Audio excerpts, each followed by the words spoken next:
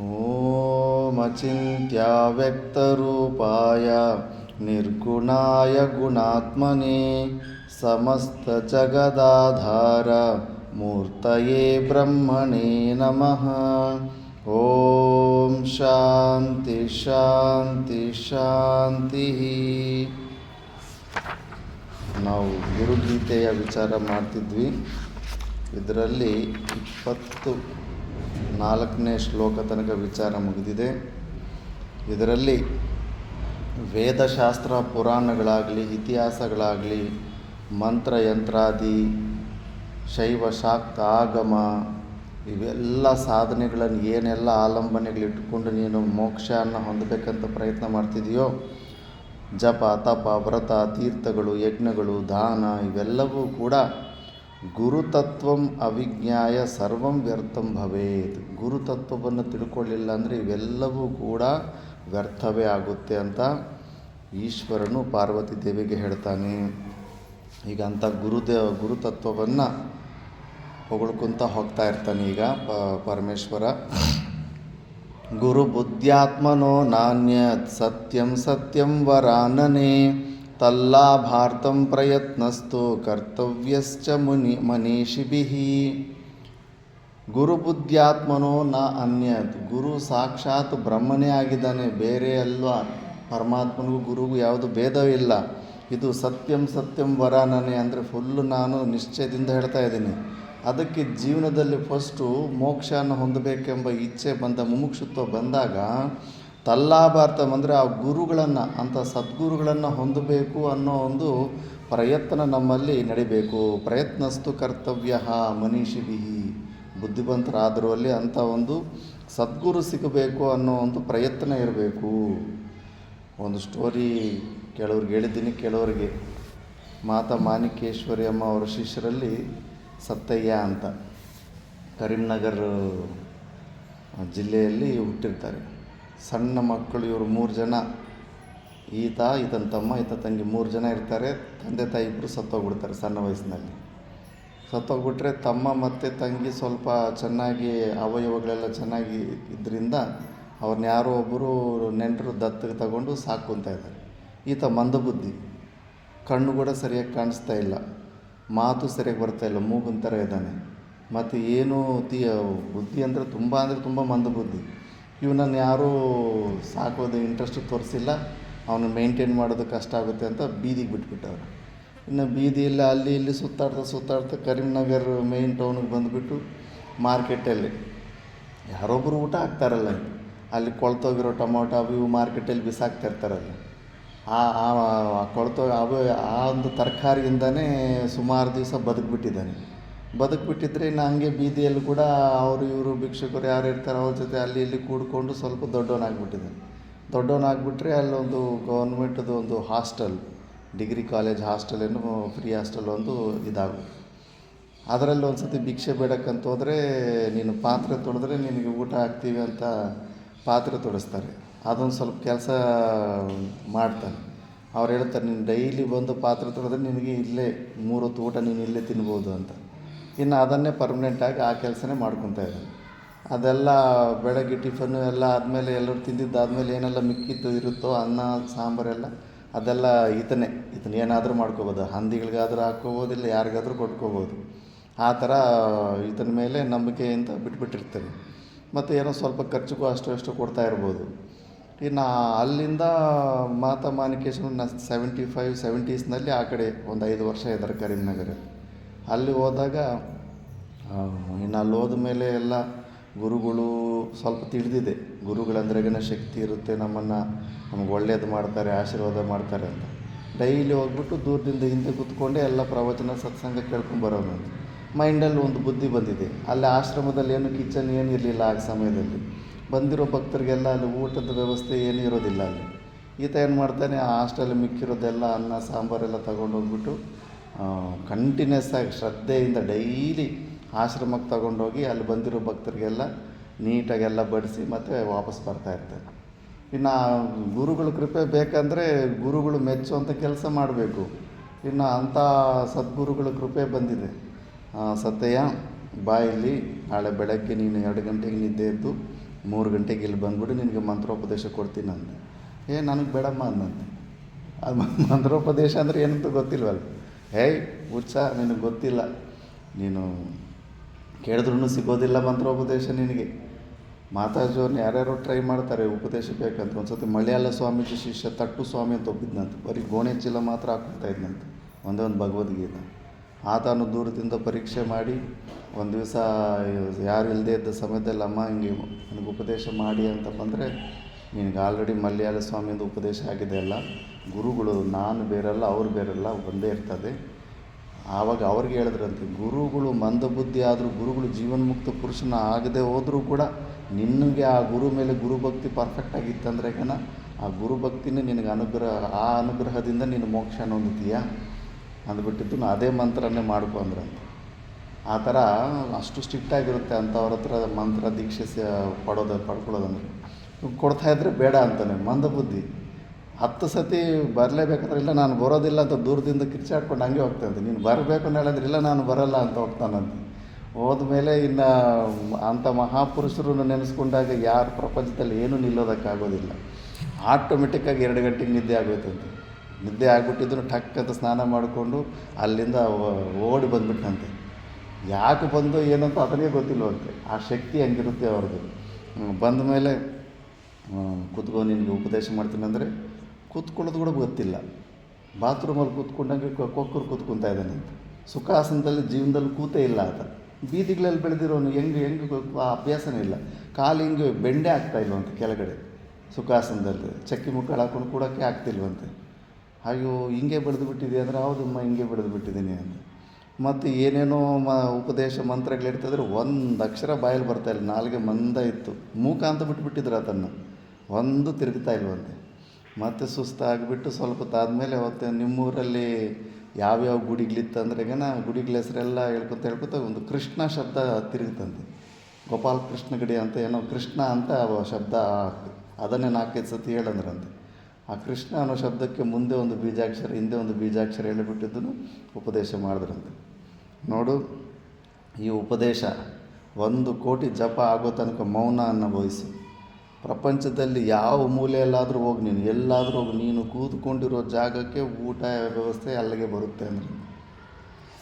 ಮತ್ತು ಅಲ್ಲಿಂದ ಇನ್ನು ಅಷ್ಟೇ ನಂಬಿಕೆ, ಗುರುಗಳ ಮೇಲೆ ಆ ಶ್ರದ್ಧೆ ಇದ್ದೆ. ಯಾವುದೋ ಒಂದು ಊರ ಹತ್ರ ಹೋಗ್ಬಿಟ್ಟು, ಇದು ಅಶ್ವತ್ಥ ಕಟ್ಟೆ ಇರುತ್ತಲ್ಲ, ಅಶ್ವತ್ಥ ಕಟ್ಟೆ ಮುಂದೆ ಕೂತ್ಕೊಂಡು ಇನ್ನು ಸ್ವಲ್ಪ ಪಕ್ಕದಲ್ಲಿ ಯಾವುದೋ ಒಂದು ಬಾವಿ ಇದ್ದರೆ ನೀರಿನ ವ್ಯವಸ್ಥೆ ಇದೆ ಬಿಡು ಅಂದ್ಬಿಟ್ಟಿದ್ದು. ನಾನು ಅಲ್ಲೇ ಜಪ ಮಾಡ್ಕೊತಾ ಇದ್ದಾನೆ. ಯಾರನ್ನೂ ಏನೂ ಕೇಳಿಲ್ಲ, ಸೈಲೆಂಟಾಗಿ ಜಪ ಮಾಡ್ಕೊತಾ ಇದ್ದಾನೆ. ಅವನ ಅದೃಷ್ಟ ಚೆನ್ನಾಗಿತ್ತು. ಅದು ಒಬ್ಬೊಬ್ಬ ಸದ್ಬ್ರಾಹ್ಮಣನ ಮನೆ ಎದುರುಗಡೆ ಇದೆ ಅದು ಕಟ್ಟೆ. ಅವರು ನೋಡಿ ಇವನು ನಿಜವಾಗ್ಲೂ ನಿಷ್ಠೆಯಿಂದ ಹಗಲು ರಾತ್ರಿ ಕಂಟಿನ್ಯೂಸ್ ಆಗಿ ಜಪ ಮಾಡ್ತಾ ಇದ್ದಾನೆ ಅಂದ್ಬಿಟ್ಟಿದ್ದನ್ನು ಡೈಲಿ ಬಂದು ಊಟ ತೊಗೊಂಬಂದು ಮುಂದೆ ಇಟ್ಟು ಹೋಗ್ತಿದ್ರಂತೆ. ಆ 1 ಕೋಟಿ ಜಪ ಪೂರ್ತಿ ಆಗೋ ತನಕ ಬಾಯಿ ತೆಗೆದಿಲ್ಲ. 1 ಕೋಟಿ ಜಪ ಪೂರ್ತಿ ಆದಮೇಲೆ ಆವಾಗ ಸ್ವಲ್ಪ ಮೌನನ ಬಿಟ್ಟು, ಇನ್ನು ಆ ಸದ್ಬ್ರಾಹ್ಮಣನಿಗೆ ಅಷ್ಟರಲ್ಲಿ ಪೂರ್ತಿ ಶ್ರದ್ಧೆ ಬಂದುಬಿಟ್ಟಿದೆ. ಎಲ್ಲ ನೀನು ಯಾರು ಏನು ಅಂತೆಲ್ಲ ತಿಳ್ಕೊಂಡು ಪರಿಚಯ ಮಾಡಿಕೊಂಡ ಮೇಲೆ, ನಾನು ನಿನ್ನ ಚರಿತ್ರೆ ನೋಡಿ ನಾನು ನಿನಗೆ ವಿದ್ಯೆ ಕಳಿಸ್ಬೇಕಂತ ನನಗೆ ಇಷ್ಟ ಆಗ್ತಾಯಿದೆ. ನೀನು ಓದೋಕ್ಕೆ ರೆಡಿ ಇದೆಯಾ ಅನ್ನಂತೆ. ಹಾಂ, ನನಗೂ ಓದಬೇಕಂತಿದೆ ಅಂತ. ಅಲ್ಲಿ ಇಂದ ಎಲ್ಲ ಹಿಡಿದು ಚೆನ್ನಾಗಿ ಕಲಿಸಿದ್ದಾನೆ.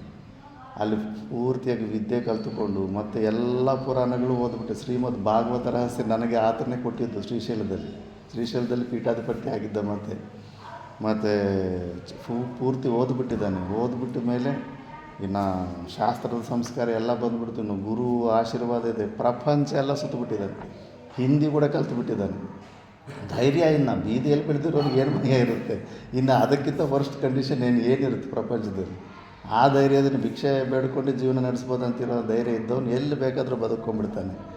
ಮತ್ತು ಪೂರ್ತಿ ಎಲ್ಲ ತೊಗೊಂಬಂದು ಎಲ್ಲೋದ್ರೂ ಕೂಡ ಇನ್ನೂ ಭಕ್ತರು ಅದು ಇದು ಏನೋ ಒಂದು ಕೊಡ್ತಾ ಇರ್ತಾರಲ್ಲ, ಏನೇ ಸಿಕ್ಕಿದ್ರೆ ಅಲ್ಲಿ ಯಾನಗುಂದಿಯಲ್ಲಿ ಎಲ್ಲ ಅಡುಗೆ ಮನೆಯಲ್ಲಿರೋ ಪಾತ್ರ ಸಾಮಾನು ಆವಾಗ 90% ಆತಂದೆ. ಹೊರಗಡೆ ಹೋದಾಗೆಲ್ಲ ಪಾತ್ರ ಏನು ಎಷ್ಟು ಸಿಗುತ್ತೆ ಅದರಿಂದ ಎಲ್ಲ ಒಂದು ಆಶ್ರಮಕ್ಕೆ ತೊಗೊಂಬಂದು ಇಡ್ತಾಯಿರ್ತಾರೆ. ಇನ್ನು ಮತ್ತು ಗುರುಗಳ ಕೃಪೆ ಇನ್ನೂ ಹೆಚ್ಚಾಗ್ಬಿಟ್ಟು ಶ್ರೀಶೈಲದ ಒಂದು ಬ್ರ್ಯಾಂಚಿಗೆ ಅದನ್ನು ಪೀಠಾಧಿಪತಿ ಮಾಡಿಬಿಡ್ತಾರೆ. ಬೇಡ ಅಂದರೂ ಕೂಡ ಹೋಗು ನೀನದು. ಮತ್ತು ಅಲ್ಲೆಲ್ಲ ಅದು ಮಾಡಿ ಇದು ಮಾಡು ಅಂದರೆ ಅದೆಲ್ಲ 3-4 ಕೋಟಿ ಕೆಲಸ ಅದು. ನನ್ನ ಹತ್ರ ₹1 ಇಲ್ಲಮ್ಮ, ನಾನು ಹೆಂಗೆ ಮಾಡೋಕ್ಕಾಗ, ನೀನೇ ಮಾಡೋ, ನೀನೆಲ್ಲ ಬಿಡು, ನೀನು ಹೋಗಿ ನಿಮಿತ್ತದಿಂದ ಅಲ್ಲಿರು ಅಂತ. ಎಲ್ಲ ಕೆಲಸಗಳು ಪೂರ್ತಿ ಆಗಿಬಿಟ್ಟಿದೆ. ಡೆಲ್ಲಿ ಪಬ್ಲಿಕ್ ಸ್ಕೂಲು ಮೊನ್ನೆ ಆ ಓನರ್ ಇದ್ದಾಗ ನಾನು ಅವ್ರ ಜೊತೆ ಹೋಗಿದ್ದೆ. ಅವರು ಕೂಡ ಆತನ ಭಕ್ತರಾಗಿದ್ದರು. ಮತ್ತು ಆತ ಏನಂದರೆ ಮೋಕ್ಷವನ್ನು ಕೇಳಿಲ್ಲ. ಅವರು ಲಾಸ್ಟಲ್ಲಿ ಕೇಳಿದ್ರಂತೆ, ನಿನಗೆ ಮೋಕ್ಷ ಬೇಕಾ ಮತ್ತು ಇನ್ನೊಂದು ಸತಿ ಜನ್ಮ ಎತ್ತಬೇಕಂತಿದೆ ಅಂದರೆ ಇನ್ನೊಂದು ಜನ್ಮ ಎತ್ತಬೇಕಂತಿದೆ ಅಮ್ಮ ಅಂತ ಕೇಳಿದಂಗೆ. ಸರಿ ಬಿಡು ಹೋಗಲಿ ಅಂತ ಅದನ್ನೇ ತಥಾಸ್ತು ಅಂತ ಕೊಟ್ಟವರಂತೆ. ಬಟ್ಟು ಗುರು ಕೃಪೆ ಇದ್ದರೆ ಎಲ್ಲಿದ್ದವರು ಬೀದಿಯಲ್ಲಿ ತಂದೆ ತಾಯಿ ಎಲ್ಲ ಕಳ್ಕೊಂಡು ಯಾರೂ ಸಹಾಯ ಇಲ್ಲದೆ ಇದ್ದರೂ ಕೂಡ ಇಲ್ಲಿ ತನಕ ತಲುಪಿದ್ದಾರೆ. ಅದು ಆ ಕೃಪೆ ಆಶೀರ್ವಾದ ಇಲ್ಲ ಅಂದರೆ ತಂದೆ ತಾಯಿ ಇದ್ದು ಒಳ್ಳೆ ದೊಡ್ಡ ಸ್ಕೂಲ್ಗಳಲ್ಲಿ ಹಾಕಿದ್ರು ಒಂದು ಅಕ್ಷರ ಬಾಯಿಂದ ಬರ್ಸೋಕ್ಕಾಗಲ್ಲ ನಮ್ಮ ಕೈಲಿ. ಅದಕ್ಕೆ ಆ ಗುರು ಕೃಪೆ ಅಷ್ಟು ಶಕ್ತಿ ಇರುತ್ತೆ, ಅಷ್ಟು ಪವರ್ ಇರುತ್ತೆ. ಆದರೆ ಅಷ್ಟು ಶ್ರದ್ಧೆ ಬರಬೇಕಷ್ಟೇ ನಾವು. ಇಂಥದ್ದು ಒಂದಲ್ಲ, ಭಾರತ ದೇಶದಲ್ಲಿ ಎಷ್ಟು ಚರಿತ್ರೆ ಇದೆ ಅಂದರೆ ತುಂಬ ಚರಿತ್ರೆ ಇದೆ. ಪಾಣಿನಿದು ಅಂಥದ್ದೇ ಒಂದು ಶ್ರದ್ಧೆ, ಆತನ ಜಾತಕದಲ್ಲಿ ಏನೂ ಇರಲಿಲ್ಲ ಅದು. ಆದ್ದರಿಂದ ತದ್ಲಾಭಾರ್ಥಂ ಪ್ರಯತ್ನ ತು ಕರ್ತವ್ಯ. ಫಸ್ಟು ಆ ಗುರುಗಳನ್ನು ಈ ಮಾರ್ಗ ಪ್ರಾರಂಭ ಮಾಡೋದಕ್ಕಿಂತ ಮುಂಚೆ ಅಂಥ ಸದ್ಗುರುಗಳು ಸಿಗಲಿ ಅನ್ನೋ ಒಂದು ಪ್ರಾರ್ಥನೆ ಅವೆಲ್ಲ ಮಾಡ್ತಿರಬೇಕು ಅಂತಾರೆ. ನೆಕ್ಸ್ಟು ಗೂಢ ವಿದ್ಯಾ ಜಗನ್ಮಾಯ ದೇಹಶ್ಚ ಜ್ಞಾನ ಸಂಭವ ವಿಜ್ಞಾನಂ ಯತ್ ಪ್ರಸಾದೇನ ಗುರುಶಬ್ದೇನ ಕಥ್ಯತೆ. ಗೂಢವಾದಂಥ ಅವಿದ್ಯಾ, ಜಗತ್ತು, ಮಾಯಾ, ದೇಹಶ್ಚ ಇವೆಲ್ಲವೂ ಕೂಡ ಅಜ್ಞಾನ ಸಂಭವ. ಅಜ್ಞಾನದಿಂದನೇ ಇವೆಲ್ಲವೂ ಕೂಡ ಇವುಗಳ ಅಸ್ತಿತ್ವವಿದೆ. ನಮಗೆ ನಮ್ಮ ಸ್ವರೂಪದ ಯಥಾರ್ಥ ಜ್ಞಾನ ಇಲ್ಲ. ಆದ್ದರಿಂದ ಇವೆಲ್ಲ ಅಸ್ತಿತ್ವ ನಮಗೆ ತೊಂದರೆ ಕೊಡ್ತಾಯಿದೆ. ಆದರೆ ಗುರು ಹತ್ರ ಏನಿರುತ್ತೆ, ವಿಜ್ಞಾನಂ ಯತ್ ಪ್ರಸಾದೇನ ಗುರು ಶಬ್ದೇನ ಕಥ್ಯತೆ. ಗುರು ಅಂದರೆ ಆ ಜ್ಞಾನನೇ, ನಿನ್ನಲ್ಲಿರುವಂಥ ಅಜ್ಞಾನನ ತೊಲಗಿಸುವಂಥ ಜ್ಞಾನ ಸ್ವರೂಪನೇ ಗುರುದೇವರು. ಆ ಜ್ಞಾನಕ್ಕಿಂತ ಭಿನ್ನವಾಗಿ ಗುರುದೇವರಿಲ್ಲ. ಕೈ ಕಾಲಿರುವಂಥವ್ರನ್ನ ಗುರು ಅಂತ ಅನ್ಕೋಬೇಡ. ಅದರ ಒಳಗಡೆ ಒಂದು ತತ್ವ ವ್ಯಕ್ತ ಆಗ್ತಾ ಇದೆ, ಅದೇ ಗುರು ನೀನು. ಅದೇ ಅಂಥ ಗುರು ಶಬ್ದೇನ ಕಥ್ಯತೆ. ಮತ್ತು ಯದಂಗ್ರಿ ಕಮಲ ದ್ವಂದ್ವತಾಪ ನಿವಾರಕಂ ತಾರಕಂ ಭವಸಿಂಧೋಶ್ಚ ತಂ ಗುರುಂ ಪ್ರಣಮಾಮ್ಯಹಂ. ಪ್ರಶ್ನೆ ಕೇಳಿದ್ದಲ್ಲ, ನೀನು ಯಾರಿಗೆ ನಮಸ್ಕಾರ ಮಾಡ್ತೀಯ ಅಂತ. ನಾನು ಆ ಗುರುವಿಗೆ ನಮಸ್ಕಾರ ಮಾಡ್ತಿದ್ದೀನಿ. ನೀನು ಆ ಕೈ ಕಾಲಿರೋ ಅಂಥ ಸನಕಾದಿಗಳು ಶುಕಗಳು ಇವ್ರನ್ನ ನೋಡ್ತಿದ್ದೆ ಅಷ್ಟೇ. ಅವ್ರ ಒಳಗಡೆ ಆ ಗುರುತತ್ವ ಇದೆ. ಆ ಗುರುತತ್ವಕ್ಕೆ ಭವಸಿಂಧೋಶ್ಚ ತಾರಕಂ, ಈ ಭವಸಾಗರದಲ್ಲಿ ಉದ್ಧಾರ ಮಾಡೋ ಅಂಥ ತಾರಕ ಮಂತ್ರ ಇದ್ದಂಗೆ ಆ ಗುರು ತತ್ವ. ಯದಂಗ್ರಿ ಕಮಲ ದ್ವಂದ್ವತಾಪ ನಿವಾರಕಂ, ಎಲ್ಲ ದ್ವಂದ್ವಗಳಿಂದ ನಿನ್ನ ಪಾರು ಮಾಡಿಬಿಡ್ತಾನೆ ಗುರುದೇವರು. ರಾಗ, ದ್ವೇಷ, ಲೋಭ, ಮೋಹ ಇವೆಲ್ಲ ಎಷ್ಟು ಕಷ್ಟ ಒಂದು ಸತಿ ನೆನೆಸ್ಕೊಳ್ಳಿ. ಫ್ಲ್ಯಾಶ್ ಬ್ಯಾಕಲ್ಲಿ ಯಾರ್ಯಾರ ಜೊತೆ ಜಗಳ ಆಡಿದ್ರು ಅಲ್ಲಿ ದ್ವೇಷ ಭಾವ ಇಲ್ಲದಿರ ಭಾವನೆಗಳೆಲ್ಲ ಕೇವಲ ನೆನಪು ಬಂದಾಗಲೇ ಅವ್ರ ಮೇಲೆ ದ್ವೇಷ ಭಾವ ಇಲ್ಲದಿರ ಪ್ರಯತ್ನ ಮಾಡಿ ನೋಡಿ, ಎಷ್ಟು ಕಷ್ಟ ಇದೆ ಅದು ಪ್ರಾಕ್ಟಿಕಲ್. ಅಂಥದನ್ನು ಕೂಡ ಭಗವಂತ ಗುರುದೇವರು ತೆಗೆಸಿಬಿಡ್ತಾರೆ. ಅವ್ರಿಗೆ ಆ ಸಾಮರ್ಥ್ಯ ಇರುತ್ತೆ. ಶ್ರವಣದ ಆಲಂಬನೆ ತಗೊಂಡು ನೀನು ಮತ್ತೆ ಯಾವುದೇ ಪ್ರಕಾರವಾದ ದ್ವಂದ್ವಗಳಿಗೆ ನೀನು ಸಿಕ್ಕಾಕೊಳ್ಳೋದಿಲ್ಲ. ದೇಹಿ ಬ್ರಹ್ಮ ಭವೇದ್ಯಸ್ಮಾತ್ ತ್ವತ್ ಕೃಪಾರ್ಥಂ ವದಾಮಿ ತತ್ ಸರ್ವ ಪಾಪ ವಿಶುದ್ಧಾತ್ಮ ಶ್ರೀ ಗುರೋ ಪಾದ ಸೇವನಾತ್. ಈ ಜೀವನು ಬ್ರಹ್ಮ ಯಾವುದರಿಂದ ಆಗ್ತಾನೆ, ತ್ವತ್ ಕೃಪಾರ್ಥಂ ವದಾಮಿ, ನಿನ್ನ ಕೃಪೆಯಿಂದ ನಿನಗೆ ಹೇಳ್ತಾ ಇದ್ದೀನಿ ನೋಡು. ಸರ್ವ ಪಾಪ ವಿಶುದ್ಧಾತ್ಮ ಶ್ರೀ ಗುರೋಹೋ ಪಾದ ಸೇವನಾತ್. ಗುರುಗಳ ಪಾದ ಸೇವನೆ ಮಾಡೋದರಿಂದ ನೀನು ಆ ಜೀವ ಬ್ರಹ್ಮ ಐಕ್ಯ ಆಗುತ್ತೆ. ಇದೊಂದು ಟೆಕ್ನಿಕ್ ಇದೆ. ನಮಗಿರೋ ಅಹಂಕಾರನ ಕಳ್ಕೊಳ್ಳೋದು ಅಷ್ಟು ಈಸಿ ಇಲ್ಲ ಅಂದರೆ ಗುರುಗಳಿಗೆ ಸ್ವತಂತ್ರವಾದಂಥ ಸ್ಥಿತಿಯನ್ನು ಕೊಡಿಸ್ಬೇಕನ್ನೋ ಆಸೆ ಇರುತ್ತೆ. ಅಂಥ ಗುರುವು ಶಿಷ್ಯರನ್ನು ಡಿಪೆಂಡೆನ್ಸಿಯಲ್ಲಿ ಇಟ್ಟುಕೊಂಡು ಸುಮ್ಮನೆ ಏನೋ ಈಗೋ ಸ್ಯಾಟಿಸ್ಫ್ಯಾಕ್ಷನ್ಗೋ ಸಲುವಾಗಿ ಅವನು ಯಾವಾಗಲೂ ಲೋ ಲೆವೆಲಲ್ಲಿ ಇಡಬೇಕನ್ನೋ ಇಚ್ಛೆ ಇರೋದಿಲ್ಲ. ಗುರುಗಳು ಯಾಕೆ ಶಿಷ್ಯನಿಗೆ ಅನುಶಾಸನದಲ್ಲಿ ಇಡ್ತಾರೆ ಅಂದರೆ ಅವನು ಈಗೋ ಬೇಕು, ಅವನ ಈಗೋವನ್ನು ತೆಗೆದು ಬಿಡಬೇಕು. ಪ್ರತಿಯೊಂದು ಹೆಜ್ಜೆಗೂ ಈಗೋ ಜೊತೆನೇ ಫುಟ್ಬಾಲ್ ಆಡ್ಕೊತಾ ಇರ್ತಾರೆ ಗುರುಗಳು. ಅದು ಹೋದ್ರೇ ಸಮಸ್ಯೆಗಳು ಪರಿಷ್ಕಾರ ಆಗುತ್ತೆ. ಅದಿತ್ತಂದರೆ ಬಿಗ್ಗರ್ ಈಗೋ, ಬಿಗ್ಗರ್ ಪ್ರಾಬ್ಲಮ್ಸ್, ಬಿಗ್ಗರ್ ದುಃಖ. ಆದ್ದರಿಂದ ಆ ಗುರುಪಾದ ಸೇವನೆ ಮಾಡೋದರಿಂದ ಬಿಟ್ಟರೆ ಬೇರೆಯಿಂದ ಅಷ್ಟು ಈಸಿ ಇಲ್ಲ ಜೀವ ಬ್ರಹ್ಮ ಐಕ್ಯ ಅನ್ನೋದು. ಇದೊಂದು ಟೆಕ್ನಿಕ್ಕು. ನಮ್ಮಲ್ಲಿರೋ ಅಂಥ ಅಹಂಕಾರನ ನೆಲಮಟ್ಟ ಅದು ಬೇರು ಸಮೇತ ತೆಗೆದು ಹಾಕುವಂಥ ಟೆಕ್ನಿಕ್ಗೆ ಗುರುವಿಗೆ ಶರಣಾಗೋದು. ಎಲ್ಲಿ ಸರೆಂಡರ್ ಆಗಿದ್ದೀವಿ ಹುಟ್ಟಿದಾಗಿಂತ? ನಾವಂತೂ ಬೆಳೆದ ಪ್ರಕಾರ ನೋಡಿದ್ರೆ ಮಹಾ ಅಹಂಕಾರಿ. ತಂದೆ ತಾಯಿ ಹುಡುಗ ನಮಸ್ಕಾರ ಮಾಡಿಲ್ಲ, ಜೀವನದಲ್ಲಿ ಇನ್ನೊಬ್ಬ ವ್ಯಕ್ತಿ ಹತ್ರ ತಲೆ ಬಗ್ಸೇ ಇಲ್ಲ, ಅಷ್ಟೊಂದು ಈಗೋಯಿಂದ ಬೆಳೆದಿರೋದು. ಮತ್ತು ಅದು ಎಲ್ಲಿ ಹೋಗುತ್ತೆ? ಅಂಥ ಈಗೋವನ್ನು ತೆಗೆದು ಪಕ್ಕಕ್ಕೆ ಇಡೋದಂದರೆ ಸಾಮಾನ್ಯ ಅಲ್ಲ. ಅದಕ್ಕೆ ಗುರುಗಳು ಕಲಿಸ್ಕೊಡ್ತಾರೆ ಅದನ್ನು. ದೇವ್ರ ಗುಡಿಯಲ್ಲೂ ಕೂಡ ಗರ್ಭಗುಡಿ ದ್ವಾರಕ್ಕೆ ಯಾಕೆ ಎಲ್ಲಿ ಹೋದ್ರೂ ಕೂಡ ಹೈಟ್ ಕಡಿಮೆನು, ಈಗ ಸ್ವಲ್ಪ ಎಲ್ಲ ಚೇಂಜ್ ಮಾಡ್ಕೊತ ಹೋಗ್ತಾ ಇದ್ದಾರೆ. ಯಾಕೆ ಅಂದರೆ ದೇವ್ರ ವಿಷಯದಲ್ಲಿ ಬಂದಾಗ ತಲೆ ಬಗ್ಗಿ ಹೋಗು, ಬೆಂಡ್ ಯುವರ್ ಈಗೋ, ನಿನ್ನ ಅಹಂಕಾರನೆಲ್ಲ ತೆಗೆದು ಬಗ್ಗಿ ಹೋಗು. ತಲೆ ಬಗ್ಗೋದು ಇಲ್ಲಿ ಮಾತ್ರ ನೀನು ಸರೆಂಡರ್ ಆಗೋದನ್ನು ಕಲಿ ನೀನು ಅಂತ. ಹಾವಭಾವಗಳಲ್ಲೂ ಕೂಡ ಅಷ್ಟೇ, ಒಳಗಡೆ ಏನು ಭಾವ ಇರುತ್ತೋ ಅದು ಶರೀರದ ಹಾವಭಾವಗಳಲ್ಲಿ ವ್ಯಕ್ತ ಆಗುತ್ತೆ. ನೀನು ಹಿಂಗೆ ನಡೀತಾ ಇದೆ ಅಂದರೆ ಎದುರುಗಡೆ ಇರೋ ವ್ಯಕ್ತಿ ಅಂದರೆ ನಿನಗೆ ಲೆಕ್ಕ ಇಲ್ಲ ಅಂತ. ಹಿಂಗೆ ಸ್ವಲ್ಪ ವಿನಯ ಆಗಿದೆ, ಸ್ವಲ್ಪ ಬೆಂಡ್ ಆಗಿದೆ ಅಂದರೆ ಎದುರುಗಡೆ ಇರೋ ವ್ಯಕ್ತಿಗೆ ನಿನ್ನದು ಭಯನೂ ಇದೆ, ಭಕ್ತಿ ಇದೆ ಅಂತ. ಒಳಗಡೆ ಇರೋ ಥಾಟ್ಸು ಹೊರಗಡೆ ಶರೀರದಲ್ಲಿ ವ್ಯಕ್ತ ಆಗ್ತಾ ಇರುತ್ತೆ. ಅದಕ್ಕೆ ಎಲ್ಲ ಪ್ರಕಾರದಲ್ಲೂ ಕೂಡ ಆ ಈಗೋನ ತೆಗೆಯೋ ಪ್ರಯತ್ನನೇ ಮಾಡ್ತಾ ಇರುತ್ತೆ ನಮ್ಮ ಸನಾತನ ಧರ್ಮ. ನಮಗೇನೋ ಅದನ್ನು ನಾವು ಪುಷ್ಟಿ ಮಾಡ್ಕೊತಾ ಇರ್ತೀವಿ ಈಗೋವನ್ನು. ನಾವು ಅದನ್ನು ಸೆಲೆಬ್ರೇಟ್ ಮಾಡ್ಕೋಬೇಕು ಅನ್ಕೊತೀವಿ ಈಗೋವನ್ನು. ಆ ಈಗೋಯಿಂದನೇ ಎಲ್ಲ ಅನರ್ಥಗಳು ಬರ್ತಾ ಇರುತ್ತೆ. ಅದಕ್ಕೆ ಗುರುಗಳ ಪಾದ ಸೇವೆ ಮಾಡೋದಕ್ಕಿಂತ ಒಳ್ಳೆಯ ಮಾರ್ಗ, ಈಸಿ ಮಾರ್ಗ ಇನ್ನೊಂದಿಲ್ಲ. ಸರ್ವತೀರ್ಥಾವಗಾಹಸ್ಯ ಸಂಪ್ರಾಪ್ನೋತಿ ಫಲಂ ನರಃ ಗುರೋ ಪಾದೋದಕಂ ಪೀತ್ವಾ ಶೇಷಂ ಶಿರಸಿ ಧಾರಯನ್. ಎಲ್ಲ ಸರ್ವತೀರ್ಥಾವಗಾಹಸ್ಯ ಎಲ್ಲ ತೀರ್ಥ ನದಿಗಳೇನಿದ್ದಾವೋ ಆ ನದಿಗಳಲ್ಲಿರುವಂಥ ಜಲ ಎಷ್ಟು ಪವಿತ್ರವಾಗಿರ್ತದೋ ಅವೆಲ್ಲವೂ ಕೂಡ ಸಂಪ್ರಾಪ್ನೋತಿ ಫಲಂ ನರಃ, ಅವೆಲ್ಲವೂ ಮನುಷ್ಯನಿಗೆ ಸಿಗುತ್ತಂತೆ. ಯಾರಿಗೆ? ಗುರೋಹೋ ಪಾದೋದಕಂ ಪೀತ್ವ, ಗುರುಪಾದಗಳು ತೊಳೆದ ಮೇಲೆ ಆ ಪಾದೋದಕನ್ನು ತೀರ್ಥ ಥರ ತಗೊಳ್ಳೋದು ಅಂದ್ಬಿಟ್ಟು. ಅದು ಲಿಟ್ರಲ್ ಮೀನಿಂಗ್ ಹಂಗೆ. ನಿಜವಾದ ತೀರ್ಥ ತಗೊಳ್ಳೋದಂದರೆ ಗುರು ಆಜ್ಞೆಯನ್ನು ಪಾಲನೆ ಮಾಡೋದು. ನಮ್ಮ ಗುರುಗಳು ಟ್ರೈನಲ್ಲಿ ಹೋದಾಗ ಸತ್ಯ ಚೈತನ್ಯ ಅಂತ ಒಬ್ಬ ಶಿಷ್ಯ ಇದ್ದ, ಸಣ್ಣ ವಯಸ್ಸು ಆತನಿಗೆ. ನಮಗೆ ತಾತ ಗುರುಗಳು ವಯಸ್ಸಾಗಿರೋರು ಅಪ್ಪರ್ ಬರ್ತಲ್ಲ ಹತ್ತೋದಕ್ಕೆ ಕಷ್ಟ ಆಗುತ್ತಲ್ಲ. ಟಿಕೆಟ್ ನೋಡಿದಾಗ ಮೇಲ್ಗಡೆ ಪರಮ ಗುರುಗಳಿಗೆ ಮೇಲ್ಗಡೆ ಬರ್ತು ಬಂದಿದೆ, ಈತ ಬ್ರಹ್ಮಚಾರಿಗೆ ಕೆಳಗಡೆ ಬರ್ತು ಬಂದಿದೆ. ನೀನು ಮೇಲೆ ಹತ್ತೋ ನಾನು ಕೆಳಗಡೆ ಮಾಡ್ತಿದ್ದೆ. ಗುರುಗಳೇ ನೀವು ಕೆಳಗಡೆ, ನಿಮ್ಮ ಮೇಲೆ ನಾವು, ಅದು ತಪ್ಪು ಹಂಗೆಲ್ಲ ಆಗೋದಿಲ್ಲ. ಹಂಗೆ ಎಷ್ಟು ವಿಧದಲ್ಲಿ ಕನ್ವಿನ್ಸ್ ಮಾಡಿ ಹೇಳಿದ್ರು ಕೂಡ ಅವ್ನು ಮೂರ್ಖ ಅರ್ಥ ಮಾಡ್ಕೊಳ್ಳಿಲ್ವಂತೆ.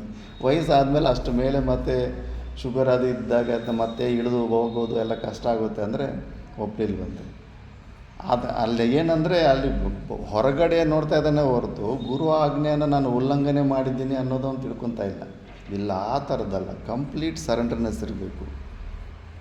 ಗುರುಗಳು ಕಾಲು ಒತ್ತೋ ಅಂತ ಯಾರೋ ಶಿಷ್ಯನಿಗೆ ಹೇಳಿದ್ರೆ ಪುರಾಣದಲ್ಲಿ ಬರುತ್ತೆ, ನನ್ನ ಕಾಲ ಮೇಲೆ ಸ್ವಲ್ಪ ನಿಂತ್ಕೋಪ್ಪ ನೋವು ಕಡಿಮೆ ಆಗುತ್ತೆ ಅಂದರೆ, ಗುರುಗಳೇ ನಿನ್ನ ಕಾಲ ಮೇಲೆ ನನ್ನ ಕಾಲಿಡೋದು ಅದು ಸಾಧ್ಯವಾಗೋದಿಲ್ಲ ಅಂತ.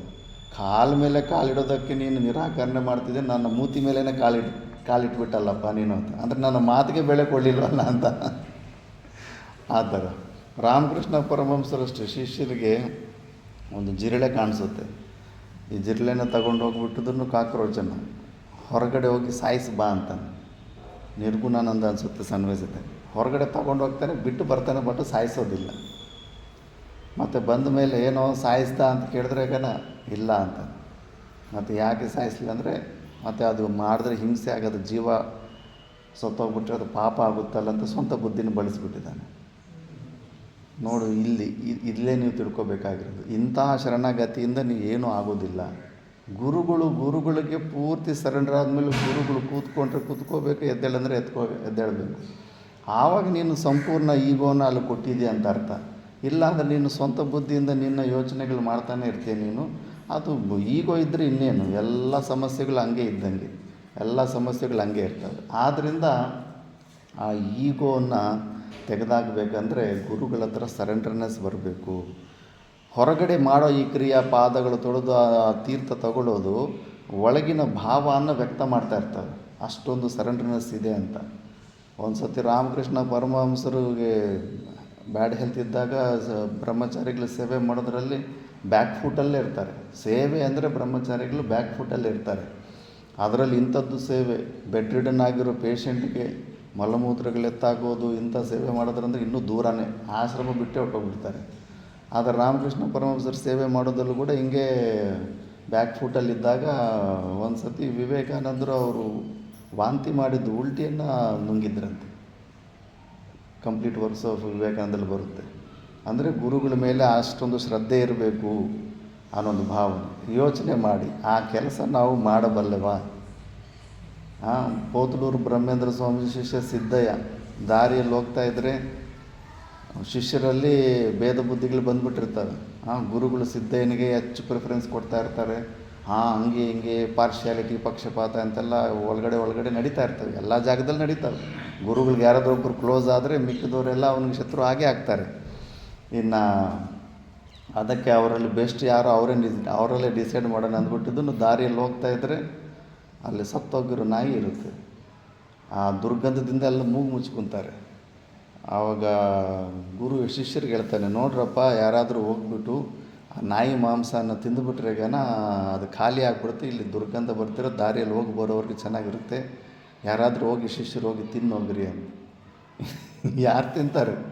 ಎಲ್ಲ ಶಿಷ್ಯರು, ಅಯ್ಯೋ ನೀವು ಬೇಕಾದರೆ ಪ್ರಾಣ ಕೊಡು ಅಂದರೆ ಬೇಕಾದರೂ ಕೊಟ್ಟುಬಿಡ್ತೀವಿ ಗುರುಗಳೇ ಅಂತ. ಆ ಕೆಲಸ ನಾವು ಸ್ಮೆಲ್ಗೆ ತಡೆಯೋದಕ್ಕಾಗ್ತಾಯಿಲ್ಲ, ಆ ಕೆಲಸ ನಾವು ಮಾಡೋಕ್ಕಾಗೋದಿಲ್ಲ ಅಂತ ಸಿದ್ದಯ್ಯ ಹೋಗ್ತಾನೆ. ಸಿದ್ದಯ್ಯ ಹೋಗ್ಬಿಟ್ಟು ಪ್ರಣಾಮ ಮಾಡಿಬಿಟ್ಟು ಅದನ್ನು ತಿನ್ನಬೇಕಂತ ಹೋಗ್ತಾನೆ. ಆಗ ತಿನ್ನೋ ಅಷ್ಟರಲ್ಲಿ ಅದು ಹಣ್ಣುಗಳಾಗ್ಬಿಡುತ್ತೆ. ಅದು ಯೋಚನೆ ಮಾಡಿ, ಸತ್ತೋಗಿರೋಂಥ ನಾಯಿನ ತಿನ್ನೋದಕ್ಕಾಗುತ್ತಾ? ಇಲ್ಲಿ ಸಿದ್ಧ ಪರ್ವತದಲ್ಲಿ ಚಿದಾನಂದ ಅವಧೂತರು ಅವ್ರ ಗುರುಗಳು ಸುಮ್ಮನೆ ಬೆನ್ನಿಂದ ಬಿದ್ದಿರ್ತಾನೆ. ಸಣ್ಣ ಹುಡುಗ, ಬೆಟ್ಟದ ಮೇಲಿಂದ ಜಂಪ್ ಮಾಡು, ನಿನಗೆ ಉಪದೇಶ ಮಾಡ್ತೀನಿ ಅಂತ. ಏನು ಸೆಕೆಂಡ್ ಥಾಟ್ ಇಲ್ಲ, ಜಂಪ್ ಮಾಡಿಬಿಡ್ತಾನೆ. ಜಂಪ್ ಮಾಡಿಬಿಟ್ರೆ ಮತ್ತೆ ಆ ಸಮಯದಲ್ಲಿ ಇಟ್ಕೊಂಡು ಮತ್ತೆ ಶಿಷ್ಯನ ಸ್ವೀಕಾರ ಮಾಡ್ತಾನೆ. ಜಂಪ್ ಮಾಡ್ತೀವ, 3ನೇ ಅಂತಸ್ತಿಂದ ಜಂಪ್ ಮಾಡಂದರೆ ಮಾಡ್ತೀವ ನಾವು. ಹೇಗಿದೆ ನಮ್ಮ ತತ್ವ ಚೆಕ್ ಮಾಡ್ಕೋಬೇಕು. ಅಂಥ ಅನನ್ಯ ಭಕ್ತಿ, ಗುರುಗಳಿಗೆ ಸರೆಂಡರ್ನೆಸ್ ಅಂದರೆ ಅಂಥ ಒಂದು ಅನನ್ಯ ಸರೆಂಡರ್ನೆಸ್ ಎಲ್ಲಿ ನಡೆದಿದೆಯೋ ಅಲ್ಲಿ ತುಂಬ ಬೇಗ ಕೆಲಸ ಆಗೋಗಿದೆ. ಆದ್ದರಿಂದ ಅಂಥ ಒಂದು ತತ್ವವನ್ನು ಹೊಂದಿಲ್ಲ ಅಂತ ಶಿಷ್ಯನ ಸಲುವಾಗಿ ಇದು ಗುರುಗೀತೆ.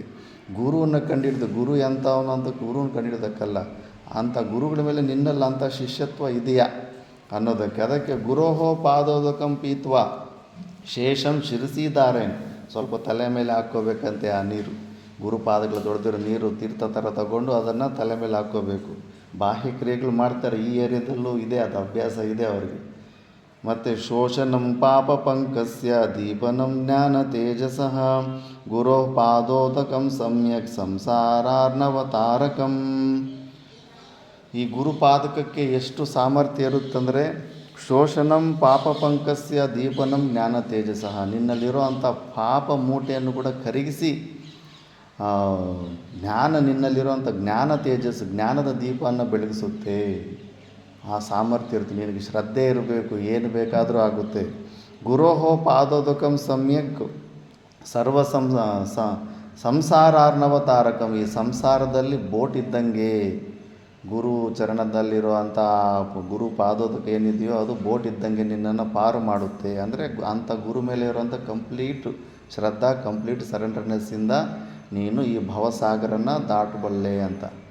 ಅಲ್ಲಿ ಮಾತಾ ಮಾಣಿಕೇಶ್ವರಮ್ಮವ್ರ ಹತ್ರನ ಅಷ್ಟೇ ಒಂದು ಸತಿ ತೊಗರಿ ಬೇಳೆ ಹಾಕಿದ್ರಂತೆ. ತೊಗರಿ ಬೇಳೆ ಹಾಕಿದ್ರೆ ಔಷಧಿ ಹೊಡಿಬೇಕಂದ್ರಂತೆ. ನಾವೇ ಅಹಿಂಸದ ಬಗ್ಗೆ ಪ್ರಚಾರ ಮಾಡ್ತಾಯಿದ್ವಿ, ನಾವೇ ಅವೆಲ್ಲ ಪೆಸ್ಟಿಸೈಡೆಲ್ಲ ಹೋಗ್ಬಿಟ್ಟು ಸಾಯಿಸೋದು, ಇದು ಸರಿ ಇಲ್ಲ, ತತ್ವಕ್ಕೆ ವಿರೋಧ ಆಗುತ್ತೆ. ಮತ್ತು ಹೆಂಗಮ್ಮ ಅದು ಬೆಳೆ ಬೆಳೆಯೋದಿಲ್ಲಲ್ಲ, ಹುಳಗಳು ತಿಂದುಬಿಡ್ತವೆ ಅಂದರೆ, ಗುರುಗಳ ಪಾದೋದಕ ಇದೆ ಅಲ್ಲ, ಪಾದೋದಕನ ತಗೊಂಡೋಗಿ ಚೆಲ್ಲಿ ಅಂದ್ರಂತೆ. ಪಾದೋದಕದಲ್ಲಿ ಏನಿರುತ್ತೆ, ಮೇಲ್ಗಡೆ ಅದು ತೊಳೆದಿರೋ ನೀರನ್ನು ಅವನಿನ್ನೂ ಅಷ್ಟು ಗೊತ್ತಿಲ್ಲ, ಅಷ್ಟು ಶ್ರದ್ಧೆ. ಸರಿಯನ್ನು ಗುರುಗಳು ಹೇಳಿದ್ದಾರೆ ಅಂದ್ಬಿಟ್ಟಿದ್ದನ್ನು ಸುಮ್ಮನೆ ಕಾಮಿಡಿಯಾಗಿ ಎಲ್ಲ ಸುಮ್ಮನೆ ಮೇಲ್ಗಡೆ ನಗ್ನಾಗ್ತಾ ಚೆಲ್ಬಿಟ್ಟು ಬಂದಂತೆ. ಮತ್ತು ಬೆಳೆ ನೋಡಿದ್ರೆ ಸುತ್ತಮುತ್ತ ಎಲ್ಲರೂ ಔಷಧಿ ಹೊಡೆದಿದ್ದಾರೆ, ಅವ್ರದ್ದೆಲ್ಲ ಅರ್ಧಂಬರ್ಧ ಬೆಳೆ. ಇಲ್ಲಿ ಮಾತ್ರ ಫುಲ್ಲು ಬಗ್ಗೋಗ್ಬಿಟ್ಟಿದೆ, ಗಿಡನೇ ಬಗ್ಗೋಗ್ಬಿಟ್ಟಿದಂತೆ, ಕಾಯಿ ಜಾಸ್ತಿ ಆಗಿಬಿಟ್ಟು. ಅಷ್ಟೊಂದು ವಿಪರೀತವಾದಂಥ ಬೆಳೆ. ಆಶ್ಚರ್ಯ ಆಗಿಬಿಟ್ಟಿದ್ದನು. ಅದು ಪ್ರಭು ಸ್ವಾಮಿ ಅಂತ ಈಗಲೂ ಇರ್ಬೋದಾತ. ಇದು ಹೆಂಗಾಯ್ತಮ್ಮ, ಔಷಧಿ ಹೊಡೆದಿರೋದೇ ಬೆಳೆ ಚೆನ್ನಾಗಿ ಬಂದಿಲ್ಲ, ನಮ್ದು ಇಷ್ಟೊಂದು ಬೆಳೆ ಹೆಂಗೆ ಬಂತು ಇದು ಅಂದರೆ, ನೋಡಪ್ಪ, ಎಲ್ಲರೂ ಔಷಧಿ ಹೊಡೆದಿದ್ದರಿಂದ ಆ ಸ್ಮೆಲ್ಲಿಗೆ ಪಕ್ಷಿಗಳಲ್ಲಿ ಹೋಗಲಿಲ್ಲ. ನಾವು ಔಷಧಿ ಹೊಡೆದಿಲ್ವಲ್ಲ, ಪಕ್ಷಿಗಳು ನಮ್ಮದು ಬಳದಲ್ಲೇ ಬಂದುಬಿಟ್ಟು ಆ ಹುಳಗಳನ್ನು ಆರಿಸ್ಕೊಂಡು ಹೋಗ್ಬಿಟ್ಟಿದ್ದಾವೆ. ಅದು ಕರ್ಮ, ಅದು ಕರ್ಮ ಸಿದ್ಧಾಂತ. ಅದು ಅವಾಗ ಅವಕ್ಕೆ ಪೂರ್ವ ಜನ್ಮದಲ್ಲಿ ಅದನ್ನು ಪಕ್ಷಿಯನ್ನು ಈ ಹುಳ ಆಹಾರ ಮಾಡ್ಕೊಂಡಿರುತ್ತೆ, ಇವಾಗ ಈ ಹುಳನ ಅದು ಆಹಾರ ಮಾಡ್ಕೊಂಡಿರುತ್ತೆ. ಜೀವಸ್ಯ ಭೋಜನಂ. ಆದ್ದರಿಂದ ಅದು ಅಧರ್ಮ. ನಾವು ಮಾತ್ರ ಇಂಥದ್ದೇ ಧರ್ಮವಾದಂಥ ಬೆಳೆಯನ್ನೇ ಬೆಳಿಬೇಕು ಅಂದ್ಬಿಟ್ಟಿದ್ದೀನಿ. ಅಂದರೆ ಗುರು ಪಾದೋದಕಕ್ಕೆ ಅಷ್ಟೊಂದು ಶಕ್ತಿ ಇರುತ್ತೆ ಅಂತ. ಕ್ರಿಯೆ ಏನಾದರೂ ಆಗ್ಬೋದು, ಬೆಳೆ ಚೆನ್ನಾಗಿ ಆಯ್ತಾ ಇಲ್ವೋ ಆ ನಂಬಿಕೆ ಇರಬೇಕು. ಈಗಲೂ ಕೂಡ ಹಳೆ ಕಾಲದವ್ರು ಏನಾದರೂ ನಾರು ಹಾಕ್ಬೇಕಂದ್ರೆ ಏನಾದರೂ ಹಾಕಿದ್ರೆ 4-5 ಕಲ್ಲಿಟ್ಬಿಟ್ಟು ಪೂಜೆ ಮಾಡಿಬಿಟ್ಟೆ ಏನಾದರೂ ಬೀಜ ಬಿತ್ತನೆ ಮಾಡ್ತಾರಾ? ಈಗಲೂ ಕೆಲವರು ಜನ ಮಾಡ್ತಾರೆ. ಆ ಥರ ಗುರುವಿನ ಪಾದೋದಕಕ್ಕೆ ಇಷ್ಟೊಂದು ಸಾಮರ್ಥ್ಯ ಇರುತ್ತೆ ಅಂತ ಹೇಳ್ತಾರೆ. ಅಜ್ಞಾನ ಮೂಲ ಹರಣಂ ಜನ್ಮ ಕರ್ಮ ನಿವಾರಕಂ ಜ್ಞಾನ ವೈರಾಗ್ಯ ಸಿದ್ಧ್ಯರ್ಥಂ ಗುರು ಪಾದೋದಕಂ ಪಿಬೇತ್. ಅಜ್ಞಾನ ಮೂಲ ಹರಣಂ, ನಿನ್ನಲ್ಲಿರೋ ಅಂಥ ಅಜ್ಞಾನವಾಗಿ ಪೂರ್ಣವಾಗಿ ತೊಲಗಿಸಿಬಿಡ್ತಾರೆ. ಜನ್ಮ ಕರ್ಮ ನಿವಾರಕಂ, ನಿನಗೆ ಪುನರ್ಜನ್ಮಗಳು ಇಲ್ದಿರ ಮಾಡಿಬಿಡ್ತಾರೆ. ಕರ್ಮ ನಿವಾರಕಂ, ಗುರುಗಳೇನಾದರೂ ಹೇಳ್ತಾ ಇದ್ರೆ ಅಯ್ಯೋ ಕೆಲಸದಲ್ಲಿ ನಮ್ಮನ್ನು ಇನ್ವಾಲ್ವ್ ಮಾಡ್ತಾನಲ್ಲಪ್ಪ ಅಂತ ಇದು ಮಾಡ್ಕೋಬೇಡಿ. ನಿಜವಾದ ಕಂಪ್ಲೀಟ್ ಕರ್ಮನೇ ತೆಗೆದುಬಿಡ್ತಾನೆ. ನಿನ್ನಲ್ಲಿರೋ ಕ್ರಿಯೆಗಳ ಅವಶ್ಯಕತೆಯನ್ನೇ ತೆಗೆದುಬಿಡ್ತಾನೆ. ಪೂರ್ಣ ಸರ್ವತಂತ್ರ ಸ್ವತಂತ್ರ ಸ್ಥಿತಿಗೆ ಕರ್ಕೊಂಡು ಹೋಗ್ಬಿಡ್ತಾನೆ ನಿನ್ನನ್ನು. ಅದು ಮಾಡಬೇಕದು ಈಗ ಒಂದು ವೈರನ್ನು ವೈಂಡಿಂಗ್ ಸುತ್ತಿದ ಮೇಲೆ ಅದನ್ನು ರೀವೈಂಡಿಂಗ್ ಮಾಡೋಕ್ಕೂ ಅಷ್ಟೇ ಕ್ರಿಯೆ ಮಾಡಬೇಕಲ್ಲ. ಅಂಥದ್ದೇ ಗುರು ಸೇವೆ ಅಷ್ಟೇ ಹೊರತು ಆ ಸೇವೆಯಿಂದ ಗುರುಗೆ ಸಿಗುವಂಥದ್ದು ಏನೂ ಇರೋದಿಲ್ಲ. ಆ ಕ್ರಿಯೆಗಳಿಂದ ನಿನ್ನನ್ನು ಪೂರ್ತಿಯಾಗಿ ಎಲ್ಲ ಕರ್ಮಗಳಿಂದ ನಿನ್ನನ್ನು ನಿವೃತ್ತಿ ಮಾಡಿಬಿಡ್ತಾನೆ. ಆದ್ದರಿಂದ ಆ ಗುರು ಪಾದೋದಕದ ಮೇಲೆ ಶ್ರದ್ಧೆ ಇರಬೇಕು. ಜ್ಞಾನ ವೈರಾಗ್ಯ ಸಿದ್ಧಾರ್ಥಂ ಗುರು ಪಾದೋದಕಂ ಪಿಬೇತ್. ನಿನ್ನಲ್ಲಿರೋ ಜ್ಞಾನ ಆಗಲಿ ವೈರಾಗ್ಯ ಆಗಲಿ ಪೂರ್ಣವಾಗಿ ಸಿದ್ಧಿ ಆಗಬೇಕಂದ್ರೆ ಗುರು ಪಾದೋದಕವನ್ನು ಕುಡೀರಿ. ಅಂದರೆ ಗುರುವಿಗೆ ಸಂಪೂರ್ಣ ಶರಣಾಗತರಾಗಿ ಅಂತ. ಗುರು ಪಾದೋದಕಂ ಪಾನಂ ಗುರೋರುಚ್ಚಿಷ್ಟ ಭೋಜನಂ ಗುರುಮೂರ್ತೆ ಸದಾ ಧ್ಯಾನಂ ಗುರೋರ್ನಾಮ್ನ ಸದಾ ಜಪಃ. ಗುರುಪಾದೋದಕಂ ಪಾನಂ, ಗುರುಪಾದೋದಕ ಕುಡಿಯೋದು. ಗುರೋಹೋ ಉಚ್ಚಿಷ್ಟ ಭೋಜನಂ, ಇಲ್ಲಿದೆ ಈ ಅಭ್ಯಾಸ. ನನಗೂ ಅದು ಮರೆತು ಬಿಟ್ಟಿದ್ದೆ. ಅಲ್ಲೆಲ್ಲ ರಾಯಚೂರು ಏರಿಯಾದಲ್ಲಿ ಹೋದ್ರೆ ನೀವು ಎಮ್ಮಿಗ್ನೂರಲ್ಲೂ ಅಷ್ಟೇ ಊಟ ಮಾಡೋಕ್ಕೆ ಕೂತ್ಕೊಂಡ್ರೆ ಹಿಂಗೆ ಕೈ ತೆಗೆದು ನಿಂತ್ಕೊಂಡಿರ್ತಾರೆ. ನನಗೆ ಅರ್ಥನೇ ಆಗಲಿಲ್ಲ ಯಾಕೆ ನಿಂತ್ಕೊಂಡಿದ್ದಾರೆ ಏನು ಅಂದ್ಬಿಟ್ಟು. ಮತ್ತು ಹಿಂಗೆ ಅಂತಿದ್ದಾರೆ, ಆದರೂ ಅರ್ಥ ಆಗಲಿಲ್ಲ ಏನು ಅಂತ. ಅಂದರೆ ಫಸ್ಟು ಗುರು ಕೈಯಿಂದ ಒಂದು ಸ್ವಲ್ಪ ತುತ್ತು ತಗೊಂಡ ಮೇಲೇ ಮತ್ತೆ ಅವ್ರು ಊಟ ಮಾಡೋದು. ಆ ಅಭ್ಯಾಸ ಈ ಏರಿಯಾದಲ್ಲಿ ಇದೆ. ಅದು ಅಲ್ಲಿ ರಾಯಚೂರಲ್ಲಿ ಹೋಗ್ತೀವಿ, ಆ ಪ್ಲೇಟ್ ಸುತ್ತಲೂ ಅದು ಇದು ಸ್ವಲ್ಪ ಅನ್ನ ಅದು ಬಿದ್ದಿರುತ್ತಲ್ಲ, ಅದನ್ನು ನಾವೇನು ಮಾಡ್ತೀವಿ ತೆಗೆದು ಡಸ್ಟ್ಬಿನ್ಗೆ ಹಾಕ್ತೀವಿ. ಅವ್ರು ಹಂಗಲ್ಲ, ಅದನ್ನೆಲ್ಲ ತಗೊಂಡು ಅವರು ಪ್ರಸಾದ ಥರ ಬಾಯಲ್ಲಿ ಹಾಕ್ಕೊತಾರೆ. ಆವಾಗ ಇದು ಪರಂಪರೆಯಲ್ಲಿ ಬಂದಿರೋಂಥ ವಿದ್ಯೆ. ಯಾಕಂದರೆ ಇದು ಆಗಮಶಾಸ್ತ್ರ. ಅದಕ್ಕೆ ಗುರೋಹೋ ಪಾದೋದಕಂ ಪಾನಂ ಗುರೋಹೋ ಉಚ್ಚಿಷ್ಟ ಭೋಜನಂ ಗುರುಮೂರ್ತೆ ಸದಾ ಧ್ಯಾನಂ ಗುರೋರ್ನಾಮ್ನಃ ಸದಾ ಜಪಃ. ಗುರುಮೂರ್ತೆ ಸದಾ ಧ್ಯಾನಂ, ಗುರುಗಳು ಎಷ್ಟು ಹೆಚ್ಚು ನೆನಪು ಬಂದರೆ ಅಷ್ಟು ಒಳ್ಳೆಯದಂತಾರೆ. ಗುರು ಇನ್ನೂ ಸ್ವಪ್ನದಲ್ಲಿ ಬಂದು ಪ್ರವಚನ ಆಗಲಿ ಉಪದೇಶ ಮಾಡಿದ್ರೆ ಇನ್ನೂ ಅಂಥ ಗುರುಗಳ ಹತ್ರನೇ ನೀನು ಸನ್ಯಾಸ ದೀಕ್ಷೆ ತಗೋಬೇಕು ಅಂತಾರೆ. ನಮ್ಮ ಸನ್ಯಾಸ ದೀಕ್ಷೆನೂ ಹಂಗೆ ಆಗಿತ್ತು. ಸ್ವಪ್ನದಲ್ಲೇ ಹೆಚ್ಚು ಉಪದೇಶ 9 ಸತಿ ಆಗೋಗಿತ್ತು ಸನ್ಯಾಸ ದೀಕ್ಷೆ ಸ್ವಪ್ನದಲ್ಲಿ. ಏನು ಇಷ್ಟೊಂದು ಸತಿ ಬಂದೇ ಸ್ವಪ್ನ ಬರ್ತಾಯಿದೆ ಅಂದರೆ ಶಾಸ್ತ್ರ ಪ್ರಮಾಣ ಹೇಳುತ್ತೆ. ಸ್ವಪ್ನದಲ್ಲಿ ಒಬ್ಬ ಗುರು ಬಂದು ನಿನಗೆ ಮಂತ್ರೋಪದೇಶ ಆಗಲಿ ಏನೇ ಒಂದು ಕೊಟ್ಟರೂ ಕೂಡ ಅದು ತುಂಬ ಶ್ರದ್ಧೆ ನಿನಗೆ ಅವ್ರ ಮೇಲೆ ಅಷ್ಟು ಶ್ರದ್ಧೆ ಇರೋದ್ರಿಂದನೇ ಆ ಥರ ಸ್ವಪ್ನಗಳು ಬರೋದಕ್ಕೆ ಅದು ಪ್ರೂಫು. ಜಾಗೃತ ಅವಸ್ಥೆಯ ರಿಫ್ಲೆಕ್ಷನ್ನೇ ಸ್ವಪ್ನ. ಆದ್ದರಿಂದ ನಿನಗೆ ಅಲ್ಲಿ ಪೂರ್ಣ ಶ್ರದ್ಧೆ ಇದೆ. ಅಂಥ ಪೂರ್ಣ ಶ್ರದ್ಧೆ ಇರೋ ಅಂಥ ವ್ಯಕ್ತಿ ಹತ್ರನೇ ನೀನು ಮಂತ್ರೋಪದೇಶ ತಗೋಬೇಕು ಅಂತ ಶಾಸ್ತ್ರ ಹೇಳುತ್ತೆ. ಅದೇ ಹೆಚ್ಚು ಫಲೀಭೂತ ಆಗುತ್ತೆ ಅಂದ್ಬಿಟ್ಟು. ಅದಕ್ಕೆ ಗುರೋರ್ಮೂರ್ತೆ ಸದಾ ಧ್ಯಾನಂ, ಗುರುಗಳನ್ನು ಸದಾ ನೆನೆಸ್ಕೊತಾ ಇರಬೇಕು. ಗುರೋರ್ ನಾಮ್ನಃ ಸದಾ ಜಪಃ, ಗುರುಗಳ ನಾಮಸ್ಮರಣೆ ಮಾಡ್ಕೊತಾ ಇದ್ರೆ ಸಾಕು, ಅದೇ ದೊಡ್ಡ ಜಪ. ಗುರುಗಳು ಒಬ್ಬ ಜೀವನ್ಮುಕ್ತ ಪುರುಷನ ಚರಿತ್ರೆಯೇ ಒಬ್ಬ ಮೋಕ್ಷದ ಸಾಧನೆ ಆಗಿರುತ್ತೆ. ಅವರು ಹುಟ್ಟದಾಗಿಂದ ಇಲ್ಲಿ ತನಕ ಜೀವನ್ಮುಕ್ತಿ ಸ್ಥಿತಿಗೆ ಬಂದಿರೋ ಒಂದು ಚರಿತ್ರೆ ಇರುತ್ತಲ್ಲ, ಆ ಚರಿತ್ರೆಯಲ್ಲಿ ವಿವೇಕ ಇರುತ್ತೆ, ವೈರಾಗ್ಯ ಇರುತ್ತೆ, ಸಮಾಧಿ ಷಟ್ಕ ಸಂಪತ್ತಿಗಳಿರುತ್ತೆ, ಮುಮುಕ್ಷುತ್ವ ಇರುತ್ತೆ, ಆ ಉಪದೇಶ ಜ್ಞಾನ ಇರುತ್ತೆ. ಅವ್ರ ಗುರುಗಳಿಂದ ಹೊಂದಿರೋವಂಥ ಯಾವುದಿಂದ ಹೇಗೆ ಹೊಂದಿರೋ ಅಂದ್ಬಿಟ್ಟು ಅವರ ಚರಿತ್ರೆಯೇ ಮೋಕ್ಷ ಮತ್ತು ಮೋಕ್ಷದ ಸಾಧನೆ ಆಗಿರುತ್ತೆ. ಅದಕ್ಕೆ ಅಂಥ ಗುರುಗಳನ್ನು ಯಾವಾಗಲೂ ನೆನೆಸ್ಕೊತಾ ಇದ್ದರೆ ಸಾಕು, ನಮ್ಮ ಅಂತಃಕರಣ ಶುದ್ಧಿ ಆಗುತ್ತೆ. ಮಾತಾ ಮಾಣಿಕೇಶ್ವರರು ಸ್ವಯಂವಾಗಿ ಹೇಳಿದ್ದಾರೆ, ನೀವು ಗುರುಗಳ ಕತೆ ಅಂದರೆ ಅವ್ರ ಕತೆ ಅಲ್ಲಿ ಇಲ್ಲಿ ಹೇಳ್ಕೊತಾ ಇದ್ರೇ ನಿಮಗೆ ಪುಣ್ಯವರ್ಧಕವಾಗುತ್ತೆ, ನಿಮ್ಮ ಅಂತಃಕರಣ ಶುದ್ಧಿ ಆಗುತ್ತೆ ಅಂತ. ಯಾಕಂದರೆ ಅಷ್ಟು ಕ್ಲೀನು ಚರಿತ್ರೆ ಅದು, ಆ ಚರಿತ್ರೆಯಲ್ಲಿ ಸಾಧನೆ ಇದೆ. ಮತ್ತು ಸ್ವದೇಶಿಕಸ್ಯೈವ ಚ ನಾಮ ಕೀರ್ತನಂ ಭವೇದನಂತಸ್ಯ ಶಿವಸ್ಯ ಕೀರ್ತನಂ ಸ್ವದೇಶಿಕಸ್ಯೈವ ಚ ನಾಮ ಚಿಂತನಂ ಭವೇದನಂತಸ್ಯ ಶಿವಸ್ಯ ಚಿಂತನಂ. ಸ್ವದೇಶಿಕಸ್ಯೈವ, ದೇಶಿಕ ಅಂದರೆ ದಿಶೆಯನ್ನು ತೋರಿಸುವಂಥವನು ದೇಶಿಕ ಅಂತ ಕರೀತಾರೆ, ಡೆಮಾನ್ಸ್ಟ್ರೇಟರ್, ಇಲುಸ್ಟ್ರೇಟರ್ ಅಂತ. ಅಂದರೆ ನಮಗೆ ಈ ಜ್ಞಾನದ ಬಗ್ಗೆ, ನಮ್ಮ ಆತ್ಮದ ಬಗ್ಗೆ ಸರಿಯಾಗಿ ವರ್ಣನೆ ಕೊಡುವಂಥವನು ದೇಶಿಕನು ಅಂದ್ಬಿಟ್ಟು. ಅಂತಹ ದೇಶಿಕ ಸೇವಾ ನಾಮ ಕೀರ್ತನಂ, ಅಂಥ ಗುರುಗಳನ್ನು ಯಾವಾಗಲೂ ಆ ಗುರುಗಳ ಬಗ್ಗೆ ಒಳ್ಳೆಯದಾಗೆ ಹೇಳ್ಕೊತಾ ಇರಬೇಕು. ಆ ಗುರುಗಳು ಎಂಥವರಾಗಿದ್ದಪ್ಪ, ನಿನಗೆ ಇರೋ ಆ ಗುರುಭಕ್ತಿ ನಿನ್ನನ್ನು ಕಾಪಾಡುತ್ತೆ. ಅದಕ್ಕೆ ಗುರುಗಳ ಬಗ್ಗೆ ಯಾವಾಗಲೂ ಚರಿತ್ರೆ ಒಳ್ಳೆಯ ವಿಷಯನೇ ನಾವು ಇನ್ನೊಬ್ಬರ ಜೊತೆ ಹೇಳ್ಕೊತಾ ಇರಬೇಕು. ಮತ್ತು ಭವೇದನಂತಸ್ಯ ಶಿವಸ್ಯ ಕೀರ್ತನಂ, ನೀನು ಗುರುಗಳನ್ನು ಸ್ತುತಿ ಮಾಡಿದ್ರೆ ಅದು ಶಿವನ ಸ್ತುತಿ ಆಗಿಬಿಡುತ್ತೆ. ಶಿವನ ಸ್ತುತಿ ಆದರೆ ನಿನಗೆ ಪುಣ್ಯವರ್ಧಕ ಆಗುತ್ತೆ. ಸ್ವದೇಶಿಕಸ್ಯೈವ ಚ ನಾಮಚಿಂತನಂ, ಅವರ ನಾಮಚಿಂತನವನ್ನೇ ಮಾಡ್ತಾ ಇರಬೇಕು. ಭವೇದನಂತಸ್ಯ ಶಿವಸ್ಯ ಚಿಂತನಂ, ಗುರು ಚಿಂತನೆ ಮಾಡಿದ್ರೆ ಅದು ನಿನಗೆ ಶಿವಚಿಂತನೆ ಆಗಿಬಿಡುತ್ತೆ. ಯಾಕಂದರೆ ಈಶ್ವರೋ ಗುರುರಾತ್ಮೇತಿ ಮೂರ್ತಿ ಭೇದ ವಿಭಾಗಿನಿ ಅಂತ ಭಾಷೆಕಾರ ಭಗವಂತರು ಕೂಡ ಹೇಳ್ತಾರೆ. ಇವರಿಬ್ಬರಲ್ಲೂ ಯಾವುದೇ ಭೇದ ಇರೋದಿಲ್ಲ ಅಂದ್ಬಿಟ್ಟು. ಯತ್ಪಾದರೇನುರ್ವೈ ನಿತ್ಯಂ ಕೋಪಿ ಸಂಸಾರ ವಾರಿದೌ ಸೇತು ಬಂಧಾಯತೆ ನಾಥಂ ದೇಶಿಕಂ ತಂ ಉಪಾಸ್ಮಹೇ.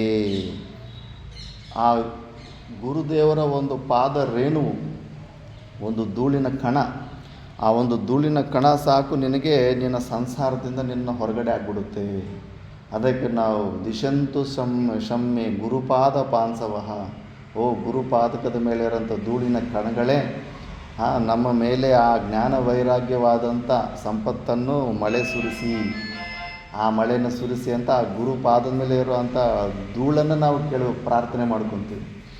ಆದ್ದರಿಂದ ಅದು ಸೇತು ಬಂಧಾಯತೆ ನಾಥಂ ದೇಶಿಕಂ, ಇದು ಸೇತು ಥರ ಗುರುಪಾದದ ಮೇಲಿರುವಂಥ ಒಂದು ಧೂಳಿನ ಕಣ ನಿನ್ನನ್ನು ಉದ್ಧಾರ ಮಾಡುವಂಥ ಒಂದು ಸೇತುವೆ ಇದು ಈ ಭವಸಾಗರದಲ್ಲಿ.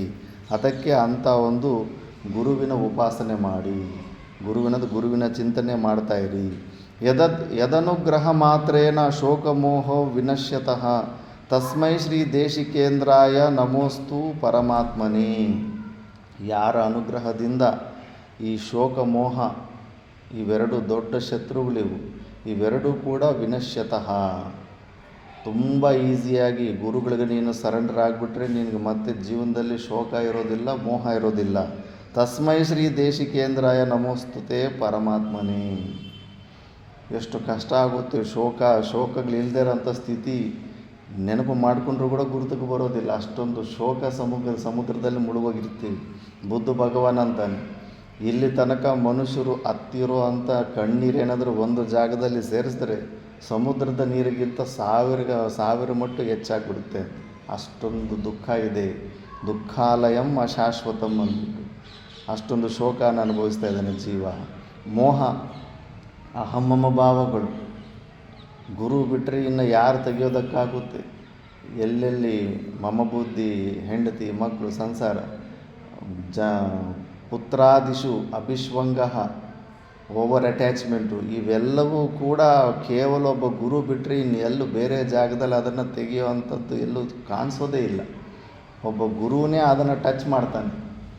ನಾವು ಶಿಷ್ಯ ಎಲ್ಲಿ ಸಿಕ್ಕಾಕ್ಕೊಂಡಿದ್ದಾನೆ ಅನ್ನೋದು ಗುರುಗೆ ಚೆನ್ನಾಗಿ ಅರ್ಥ ಆಗುತ್ತೆ, ಎಲ್ಲಿ ಸಿಕ್ಕಾಕೊಂಡಿದ್ದಾನೆ ಅಂತ. ಅಲ್ಲೇ ಟಚ್ ಮಾಡಿಬಿಟ್ಟು ವಿಚಾರದಿಂದ ಅಲ್ಲಿರೋ ಅಂಥ ಓವರ್ ಅಟ್ಯಾಚ್ಮೆಂಟನ್ನು ತೆಗೆಸ್ಬಿಡ್ತಾನೆ. ಅವೆಲ್ಲ ಹೋದ್ರೇ, ಅಹಮ್ಮಮ ಭಾವಗಳು ಹೋದ್ರೇ ಶೋಕ ಬರದೇ ಇರುತ್ತೆ. ಇಲ್ಲ ಅಂದರೆ ಶರೀರ, ನಾನು, ಈ ಶರೀರಕ್ಕೆ ಅನುಕೂಲವಾದಂಥ ವಸ್ತುಗಳು, ವ್ಯಕ್ತಿಗಳು ನನ್ನವರು ಅನ್ನೋಂಥ ಭಾವನೆ ಇರೋದು ಎಲ್ಲಿ ತನಕ ಇರುತ್ತೋ ಅಲ್ಲಿ ತನಕ ಅವೆಲ್ಲರ ಸುಖ ದುಃಖ ನಮ್ಮ ಸುಖ ದುಃಖ ಆಗ್ತಾಯಿರುತ್ತೆ. ಪುತ್ರೋ ನಷ್ಟ ಅಹಂ ನಷ್ಟ, ಮಗನಿಗೇನಾದರೂ ಸ್ವಲ್ಪ ದುಃಖ ಬಂತಂದರೆ ನಮಗೆ ದುಃಖ ಆಗುತ್ತೆ. ನಮ್ಮೋರಂತ ಯಾರ್ಯಾರು ಅನ್ಕೊತೀವೋ ಅಲ್ಲಿರೋ ಸುಖ ದುಃಖಗಳೆಲ್ಲ ನಮ್ಮವಾಗ್ಬಿಡ್ತಾ ಇರ್ತವೆ. ಆದ್ದರಿಂದ ಅಂಥ ಒಂದು ಶೋಕಮೋಹ ಅದರನ್ನು ಕೂಡ ಗುರುದೇವರು ತೆಗೆದುಹಾಕುವಂಥ ಸಾಮರ್ಥ್ಯ ಇರುತ್ತೆ. ತಸ್ಮೈ ಶ್ರೀ ದೇಶಿಕೇಂದ್ರಾಯ, ಅದಕ್ಕೆ ಅಂಥ ಒಂದು ದೇಶಿಕೇಂದ್ರ ಗುರುವಿಗೆ ನಮಸ್ಕಾರ ಅಂತ.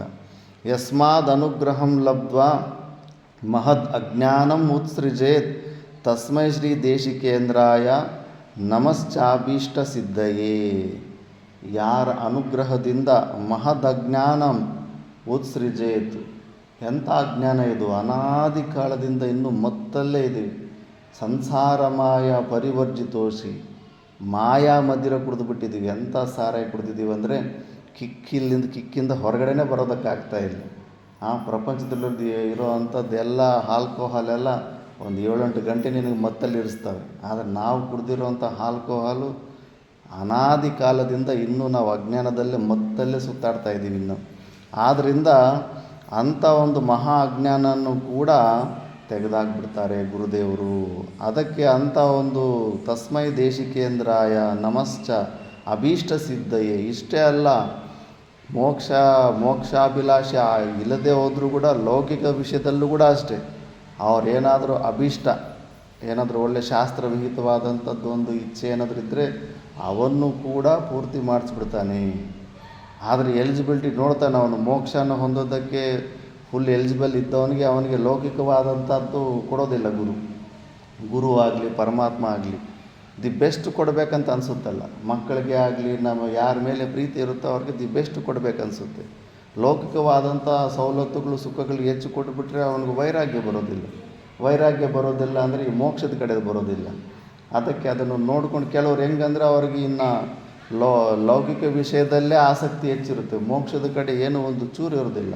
ಅಂಥವ್ರಿಗೆ ಗುರುಗಳು ಸರಿ, ಮತ್ತು ನೀನು ಅಭೀಷ್ಟವಾಗಿ ಏನು ಇಚ್ಛೆ ಪಡ್ತಾಯಿದ್ವಿ ಅದೇ ಆಗಲಿ ಹೋಗಿ ಅಂದ್ಬಿಟ್ಟು ಆಶೀರ್ವಾದ ಮಾಡ್ತಾರೆ. ಗುರುಗಳ ಹತ್ರ ಎಷ್ಟೊಂದು ಮಹಿಮೆಗಳು ನಡೆದಿದೆ. ಆ ಡಾಕ್ಟರ್ಗಳು ಹೇಳ್ಬಿಡ್ತಾರೆ ಮಕ್ಕಳು ಹುಟ್ಟೋಕ್ಕೆ ಚಾನ್ಸೇ ಇಲ್ಲ ಅಂದ್ಬಿಟ್ಟು. ಮತ್ತು ಜ್ಯೋತಿಷ್ಯ ಹೇಳ್ತಾರೆ ನಿಮಗೆ ಮಕ್ಕಳು ಇರೋ ಯೋಗನೇ ಇಲ್ಲ ಅಂತ. ಅಂಥವ್ರು ಗುರುಗಳ ಹತ್ರ ಹೋದ್ರೆ ಒಂದು ಹಣ್ಣು ಕೊಡ್ತಾರಷ್ಟೆ, ಎಲ್ಲ ಆಗ್ಬಿಡುತ್ತೆ.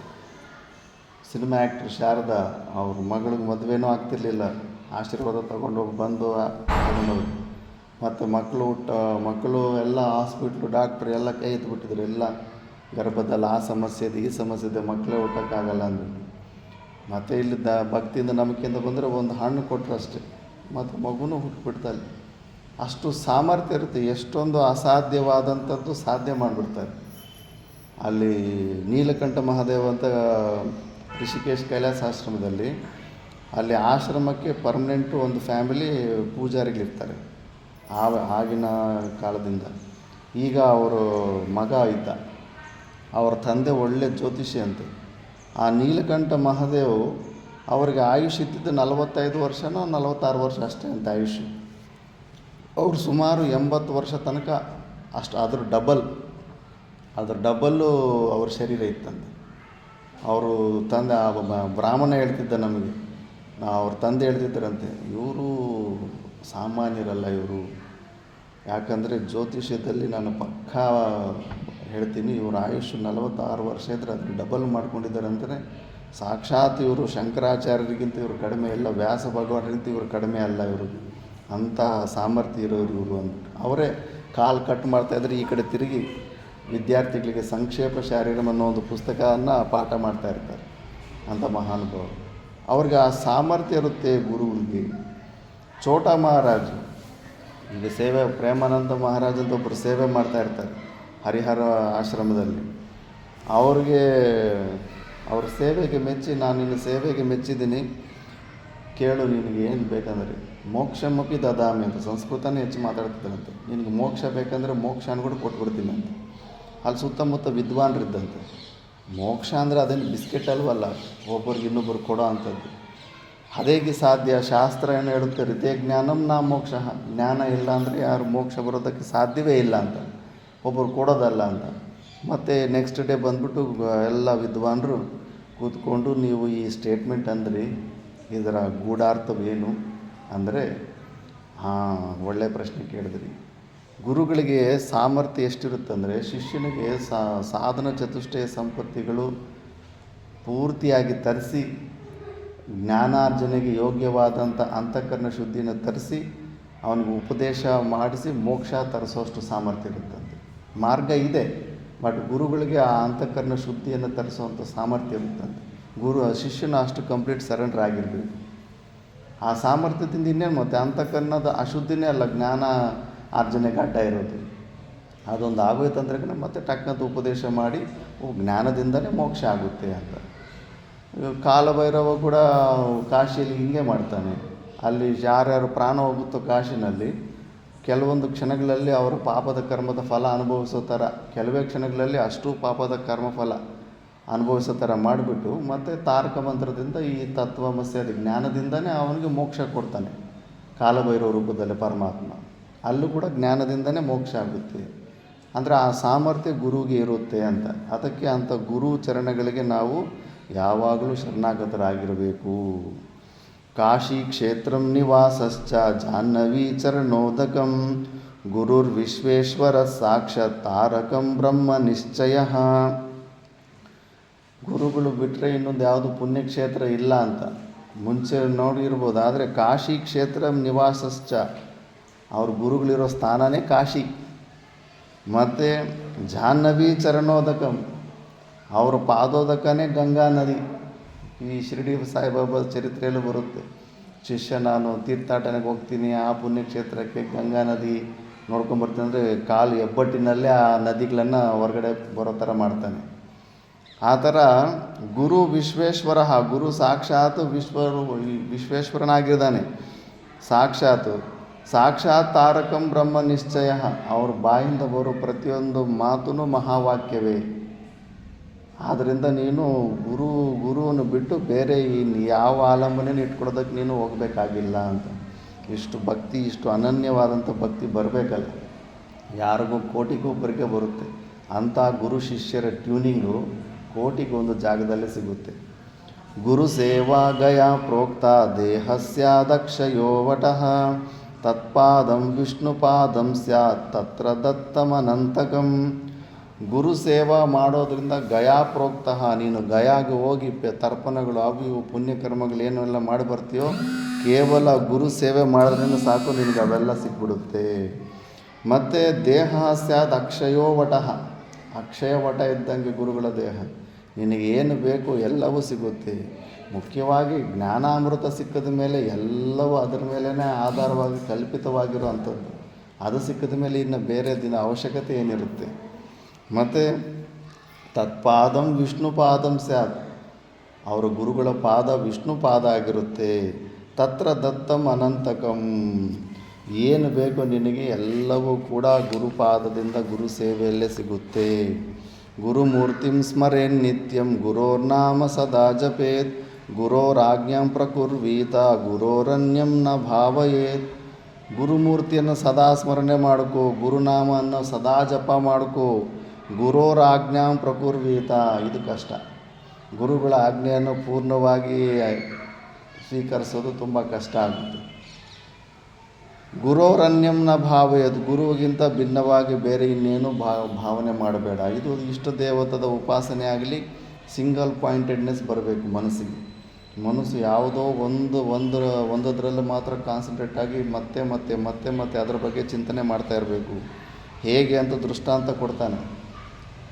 ಗುರುವಕ್ತ್ರೇ ಸ್ಥಿತಂ ಬ್ರಹ್ಮ ಪ್ರಾಪ್ಯತೆ ತತ್ಪ್ರಸಾದತಃ ಗುರೋರ್ಧ್ಯಾನಂ ಸದಾ ಕುರ್ಯಾತ್ ಕುಲಸ್ತ್ರೀ ಸ್ವಪತಿಮ್ಯತ.